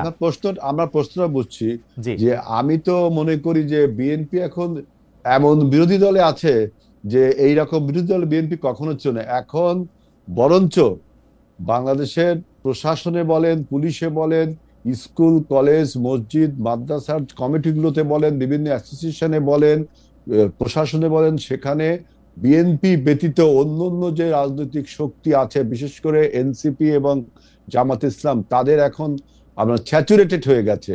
এখন এইটা যদি আপনার বিশ্বাস না করতে হয়, তাহলে একটা জরিপ চালাইতে হবে, আপনাকে কনসেনসাস চালাইতে হবে। শুধু আপনি ওই পাবলিক কনসেন্সাস না, একটা জরিপ টিম পাঠাতে হবে এই প্রশাসনে যে কারা কোথায় কত ক্ষমতায় রয়েছে। আর এই হলো আমার একদম এই প্রশ্নের উত্তর হলো এইটা, বিএনপি ক্ষমতায় নেই, বরঞ্চ বিএনপি এখন গণতন্ত্র এবং রাষ্ট্রকে বাঁচানোর জন্য লড়াই করছে। আর আপনি একটা কথা বললেন যে 30শে এপ্রিল নির্বাচন না হবেই, এই জন্য আপনি বেট ধরলেন, এবং মুর্তজা ভাইও সেটাকে 30 তারিখের মধ্যে, 30 তারিখের মধ্যে, জি হ্যাঁ সেইটা বলছি, 30 এপ্রিলের মধ্যেই মুর্তজা ভাই একটা মানে অ্যাপ্রুভ করলেন। আমার বক্তব্য, আমরা আপনাকে এমপি দেখতে চাই, সেজন্য বলছি ইনশাআল্লাহ। এখন আমার বক্তব্য হলো যে আমরা কিন্তু কেউ সুদসেয়ার না, ভবিষ্যৎ বক্তা না, কিন্তু আমরা পলিটিক্স যারা আমরা যারা পলিটিক্স করি, আপনারা যারা পলিটিক্যাল কমেন্ট্রি করেন, আমরা কিছু ডিসকোর্স বা কিছু আলোচনা করতে পারি। দেখেন, আপনার এপ্রিল মাস সে কেন নির্বাচনের ডেট তো ঘোষণা করেছিল ডক্টর ইউনূস, তারপরে আমরা এপ্রিল মাসের ডিসঅ্যাডভান্টেজ, ভয়ঙ্কর ডিসঅ্যাডভান্টেজ গুলো বলেছি না, যে ভয়ঙ্কর ডিসঅ্যাডভান্টেজ, এই ডিসঅ্যাডভান্টেজকে ডক্টর ইউনূস অ্যাকনলেজ করেছে, বিধায় তো উনি বলেছে যে আমরা নির্বাচনটা রোজার আগে ফেব্রুয়ারি মাসে করতে পারি। তাহলে আপনি কিন্তু ডক্টর ইউনূস যে অ্যাকনলেজ করলো যে আমাদের যে ডিসঅ্যাডভান্টেজ এপ্রিল মাসে, যে ন্যাচারাল ক্যালামিটিস, ম্যাট্রিক পরীক্ষা, তারপরে ঈদ, পূজা পার্বণ, রোজা, এই সব কিছু ডিসঅ্যাডভান্টেজকে আপনি এখন বলছেন না, আপনি একটু ভুল বুঝছেন। ডিসঅ্যাডভান্টেজকে করা হয়, ডিসঅ্যাডভান্টেজকে করা হয় নাই। আপনি ফেব্রুয়ারির মধ্যে যে নির্বাচন, সেটাকে বলা হয়েছে সর্বোচ্চ। খালেদ যেটা বলার আমি সর্বোচ্চ এই বাদে আমি ধরছি 1 বছর আগে, এই বাদে আমি 1 বছর আগে ধরছি। নির্বাচন ফেব্রুয়ারিতেই হবে, উনি কথা বলার সময় বলেছেন এবং দেখেন নির্বাচন যখন ঘনিয়ে আসছে, নির্বাচনের কথাগুলো যখন আসছে, তখনই কিন্তু দেখেন একটা বিভিন্ন রকম বয়ান তৈরি করা হচ্ছে যে আইন শৃঙ্খলা পরিস্থিতি, এই আইন শৃঙ্খলা পরিস্থিতিকে নির্বাচন হবে, তারপরে আপনার ব্যবসায়িক হত্যাকাণ্ডকে রাজনৈতিক হত্যাকাণ্ড, কাউকে আরেকটি কথা বলা, আমরা নির্বাচনের প্রস্তুতি নিচ্ছে। দেখেন আজকে ঐক্যমত কমিশনেও দেখেন নতুন একটা প্রস্তাব দিল উচ্চকক্ষের ব্যাপারে, যে আপনার 76টা সিট, আমরা বলেছিলাম 100টা সিট, 76টা সিট। এখানে জামাত বিএনপি দুজনই একসাথে বলল যে 76টা সিট কিভাবে হবে, তাই না? এই যে নতুন নতুন করে প্রস্তাব দিচ্ছে, আপনি আমার একটা কথা বলেন, আপনি আমার কথাটা বোঝার চেষ্টা করেন, আমার কথাটা বোঝা যায়। এই যে তর্ক বিতর্ক গুলো তুলছেন, আপনারা যে তর্ক বিতর্ক গুলো তুলছেন, নতুন একটা তর্ক বিতর্ক যখন রিজলভ হচ্ছে, নতুন একটা বিতর্ক তুলছেন। এপাশে কিছু রাজনৈতিক দল, তারা বুঝে হোক না বুঝে হোক, কারো ব্রেন চাইল্ড করে হোক, বাংলাদেশে একটা অ্যানার্কিসি পরিবেশ তৈরি করতে যাচ্ছে। এর ফলে বাংলাদেশের রাজনীতি বা বাংলাদেশের গণতন্ত্র, বাংলাদেশ আসলে তার অস্তিত্ব রক্ষা করতে পারবে? হ্যালো ভাই, আপনি একদম জায়গা মতো আসছেন। আপনি আমাদের বলেন, এইজন্য আমাদের কিন্তু আপনি আমাদের বলেন তো, আপনারা সিরিয়াসলি মনে করেন যে আপনারা নির্বাচন চাইতেছেন, কিন্তু নির্বাচন না দিয়া কোনো একটা ঘুলুমুলু পরিস্থিতি সৃষ্টি করে, একটা জরুরি অবস্থা সৃষ্টি করে, তারপরে একটা নির্বাচন পিছায় যায়, অন্য একটা অনির্বাচিত সরকার 2-2.5 বছর ক্ষমতা থেকে যাবে, এটা আপনারা ভাবতেছেন? এটা 111 এর কি সেই ঘটনা ঘটেনি? না 111টার কথা বারবার এখানে 111 এর ব্যাপারটা বারবার আসতেছেন কেন? 111 এ তো মইনুদ্দিন সাহেব বিচার করতে হবে। 111 তো মইনুদ্দিন ইতিহাস থেকে আপনার বিচার করতে হবে।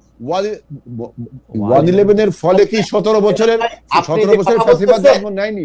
আপনি যে কথা বলতেছেন, মনে হইতেছে যে বাংলাদেশের রাজনীতিতে এই যে তর্ক বিতর্ক, আইন শৃঙ্খলা পরিস্থিতি বাংলাদেশে এর আগে কোনোদিনই এরকম ছিল না, বা এর চেয়ে খারাপ ছিল না। এর আগে আমরা কোনোদিন এরকম তর্ক করি নাই বাংলাদেশে। এটা না আচ্ছা, হেল ভাই আমার খুবই জানতে ইচ্ছা করে, হেলাল ভাই আমার খুবই জানতে ইচ্ছা করে, আমি বলছি যে হেলাল ভাই আমার খুবই জানতে ইচ্ছা করে, আমি শিওর হেলাল ভাই ট্রানজিশনাল পিরিয়ডে আছি, হেলাল ভাই আমার খুবই জানতে ইচ্ছা করে, শিওর খুব ভালো অবস্থানে আছি আমরা নির্বাচন। হেলাল ভাই আপনি যেরকম ভাবেন, আমি শিওর যে জনাব তারেক রহমানও একই রকমই ভাবেন। এই জন্যই উনি দেশে আসতেছেন না, তাই না? উনি মনে করতেছেন যে কোন একটা গ্যাঞ্জাম করে উনাকে জেলে পাঠাই দিয়া, উনাকে জেলে পাঠাই দিয়া। এই যে ন্যারেটিভটা দেখেন, আমাদের প্রসঙ্গ কি, আপনি যে প্রসঙ্গ তারেক রহমান দেশে আসবেন কি আসবেন না, এই প্রসঙ্গ তো আপনার হেডেক হওয়ার, আমার খুবই হেডেক ভাই, আমার খুবই হেডেক। উনি বাংলাদেশে মানে আমার হেডেক না, তারেক রহমান খালি আপনার নেতা। শুনেন, আমার হেডেক হইতে পারবে না, নেতা আমার হেডেক হইতে পারবে না। আমি বলছি না, আমাকে ব্যাখ্যা দিতে দেন। আমরা কিন্তু এখন we are living in a two different world, তাই না? Actual world and virtual world. অ্যাকচুয়াল ওয়ার্ল্ডে আমরা আন্দোলন সংগ্রাম করছি। ভার্চুয়াল ওয়ার্ল্ডে তিনি আমাদের সাথে যে সম্পৃক্ততা রেখেছেন, যেভাবে আমাদের বিএনপিকে সংগঠিত করেছেন, জনগণকে সংগঠিত করেছেন, জনগণকে উজ্জীবিত করেছেন হাসিনা বিরোধী আন্দোলনে, হাসিনাকে মাফিয়া আখ্যায়িত করতে তিনি ভার্চুয়াল জগতে যে পারদর্শিতা অ্যাকচুয়াল জগতে শোনেন, পার্টি এটা তো পলিটিক্যাল একটা সিদ্ধান্ত এবং তার তিনি যখন পরিবেশ আসার প্রয়োজন মনে করবেন তিনি তখন আসবেন।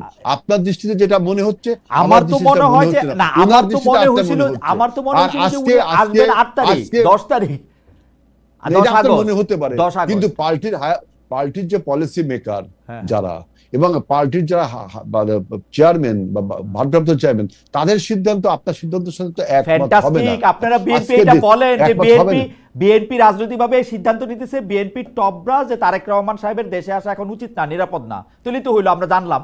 না না না না, সেটা তো আপনার বক্তব্য। তিনি জানেন তিনি কখন দেশে আসবেন।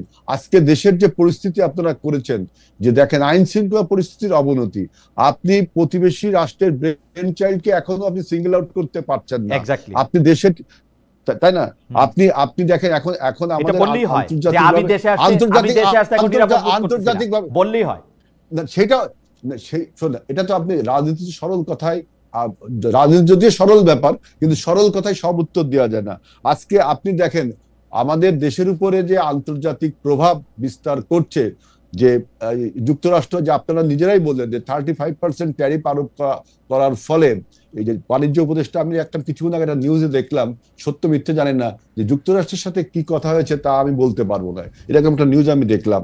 তারপরে দেখেন আপনি ভারতের একটা হেজিমনি তো আমাদের দেশে রয়ে গেছে, এরপরে আমরা বাংলাদেশ কিন্তু এখন অনেকটা চীনের প্রতি ইনক্লাইন্ড হয়ে গেছি, তাই না?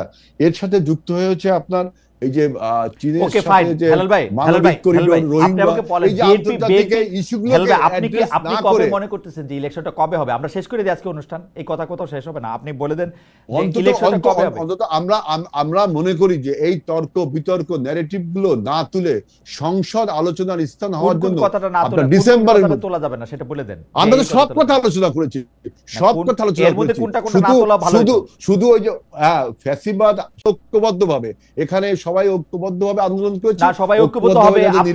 আপনি এনসিপির নেতা মানেন, তারপর এনসিপির রাইখা সবাই হন, শেখ হাসিনা সবাই হইতে চাইছিল, প্রধানমন্ত্রী আমি থাকবো, খালেদা জিয়া এসে স্বরাষ্ট্রমন্ত্রী হোক, সবাই খালি আপনারা প্রধান চেয়ারটা চান। আপনারা এনসিপির নেতৃত্বে দেশ করেন, এনসিপির নেতৃত্বে দেশ করেন, ডেমোক্রেসি দেন, আপনি নির্বাচন দেন, আগে এনসিপি নেতৃত্ব মানেন, এনসিপি নেতৃত্বে দেশ গড়েন, সবাই মিলা কোন কেন কি জন্য আপনি এনসিপিকে নেতৃত্ব মানব কি জন্য? আপনি বলেন আপনি যখন আপনার নেতৃত্বে মানবেন, আপনি যখন আপনার নেতৃত্বে বলছি না, শুনেন হেলাল ভাই, আপনি যখন আপনার নেতৃত্ব করবেন, হেলাল ভাই আপনি যখন আপনার নেতৃত্ব করবেন, আপনি নেতৃত্ব দিবেন যখন, তখন আর সবাই মিলা কথাটা রিডান্ডেন্ট। শেখ হাসিনা সারাদিন সবাই মিলা কইতো, এই সবাই মিলার কথা কোনো দাম নাই। আমরা সেটা বলিনি, আমরা বলছি নির্বাচনটা করেন, নির্বাচনের পরে আমরা ঐক্যবদ্ধভাবে দেশ গঠন করব, এটা আমরা বারবার বলছি। হ্যাঁ, ঐক্যবদ্ধভাবে দেশ মিলা, মানে আমি হচ্ছি প্রধান আর বাকিরা আমার সঙ্গে থাকেন। আমি তা তো বলিনি নির্বাচনে যে জিতবে, নির্বাচনে যদি তাও জিততে পারে, আমি তো বলিনি যে আমি জিতবো। আপনি নির্বাচনের মাধ্যমে তো নেতৃত্ব নির্বাচন করবেন। আচ্ছা হেলাল ভাই, নেতৃত্ব নির্বাচন করবেন। হেলাল ভাই অনেক ধন্যবাদ। আমার মনে হয় যে একটা দুইটা, আপনি যেহেতু নির্বাচন করবেন এবং আমি মুর্তজা ভাই এবং আমরা যারা আপনার পূর্ব পরিচিত আছে, আমরা সবাই চাই যে আপনি এমপি হয়ে আসেন, মন্ত্রী হয়ে আসেন। আপনি 30 সেকেন্ড 40 সেকেন্ড আপনার সাথে অনেক ঝগড়া করছি, এখন ঝগড়া করা একটা স্বভাব হয়ে গেছে, এটা ঠিকঠাক হয় না। আপনি 30 সেকেন্ড একটু সবার উদ্দেশ্যে যদি কোনো কিছু বলার থাকে বলেন, আমরা অনুষ্ঠান শেষ করে দিই, তারপর মুর্তজা ভাইয়ের কাছ থেকে আমরা 10 সেকেন্ড শুনবো। এইটা যে আসলে যে নির্বাচন নিয়ে সংশয় তৈরি হয়েছে, এটা হেলাল ভাইয়ের সাথে আমি যতই তর্ক করি, এটা কিন্তু সত্য কথা, এবং আমি কিন্তু আমার খুবই হার্ড আর্নড মানি, এইটা আমি হাইরা যাবো কিনা সেটা নিয়ে আমি দুশ্চিন্তিত আছি। মুর্তজা ভাইয়ের কিন্তু এটা নিয়ে জবাব দিতে হবে, যে মুর্তজা ভাই যদি 1-2 বাক্যে জবাব দেন। হেলাল ভাই তার আগে 30 সেকেন্ড একটু বলে নেন মুর্তজা ভাইয়ের কাছে, আমরা 10 সেকেন্ড। দেখেন, নির্বাচনে সংশয় তৈরি করা হয়েছে পূর্ব পরিকল্পিত ভাবে। যারা চিন্তা করছে যে যত দিন যাবে আমি আমার নিজের শক্তি সঞ্চয় করতে পারবো, নিজের সমর্থন আদায় করতে পারবো, যেহেতু আমাদের প্রতিপক্ষ যে রাজনৈতিক প্রতিপক্ষ বলবো না, কম্পিটিটর যে রাজনৈতিক দল, তারা ন্যাশন ওয়াইড এখনো হয়ে ওঠেনি, সুতরাং তারা এরকম একটা ন্যারেটিভ, এই জন্য ব্যবসায়িক হত্যাকাণ্ডকে রাজনৈতিক হত্যাকাণ্ড এবং আমাদের নেতা নেতৃত্বে বাজে কথা শুরু করেছে। একই সাথে প্রশাসন এবং সরকারের কিছু রিলাক্টেন্ট, আমি মনে করি ডেলিভারেটলি দে আর রিলাক্টেন্ট, যেহেতু দেশে যদি একটা নির্বাচন হয় তাহলে এই সমস্ত অপশক্তিরা যারা প্রশাসনে আছে তাদের বিচার হবে। এবং এছাড়া ভারতের ব্রেন চাইল্ড এখনো রয়ে গেছে, তারা কিন্তু এখনো সেই খেলা থেকে যায়নি। বাংলাদেশকে ক্লায়েন্ট স্টেট বানানোর কোনো অপচেষ্টা বিএনপি সবসময় রুখে দাঁড়াবে। বাংলাদেশ কখনো আর ইন্ডিয়ান হেজিমনিতে যাবে না। বাংলাদেশ এখন আত্মনির্ভরশীল জাতি হিসেবে একটা হোমমেড সরকার আগামী দিনে নির্বাচন দেশ পরিচালনা করবে। অনেক ধন্যবাদ। মুর্তজা ভাই, একটা দুইটা বাক্য যদি বলেন। না, প্রথমত কথা, এখন যে তর্ক বিতর্ক আইন শৃঙ্খলা নির্বাচন নিয়ে সংশয়, আমার ধারণা নির্বাচনের ডেটটা তারিখটা ঘোষণা হয়ে গেলে এইটা আর থাকবে না। আর রাজনীতিতে যে নানা রকমের সংকট, সংশয়, সন্দেহ, এটা নির্বাচনের সময় যত আগে আসবে এই সংশয় সন্দেহগুলো থাকবে। নির্বাচন হবে না, নির্বাচন অনেক বছর পিছিয়ে যাবে, তত্ত্বাবধায়ক সরকার, বিগত তত্ত্বাবধায়ক সরকারও তো এরকম করেছিল, ওই কথাগুলো এই ডক্টর ইউনূসের এই সরকারের ক্ষেত্রে প্রযোজ্য না। আমার মনে হয় যে বিএনপি সহ, বিশেষ করে যেহেতু বিএনপির এখানে একটা বড় দায় হচ্ছে, যেহেতু সে বড় দল, এই কারণে মুর্তজা ভাই, হেলাল ভাইয়ের আমি খুব দোষও দিতে পারি না। ডক্টর ইউনূস সাহেবের কথা হয় আমরা বুঝি না, নাইলে মনে হয় তিনি 3 জায়গায় 6 রকম কথা বলেন, মানে এইটা একটা প্রবলেম, এটা আমরা বুঝি না, এটা একটা হইতে পারে। নির্বাচন নিয়ে আমার কাছে তা মনে হয় না।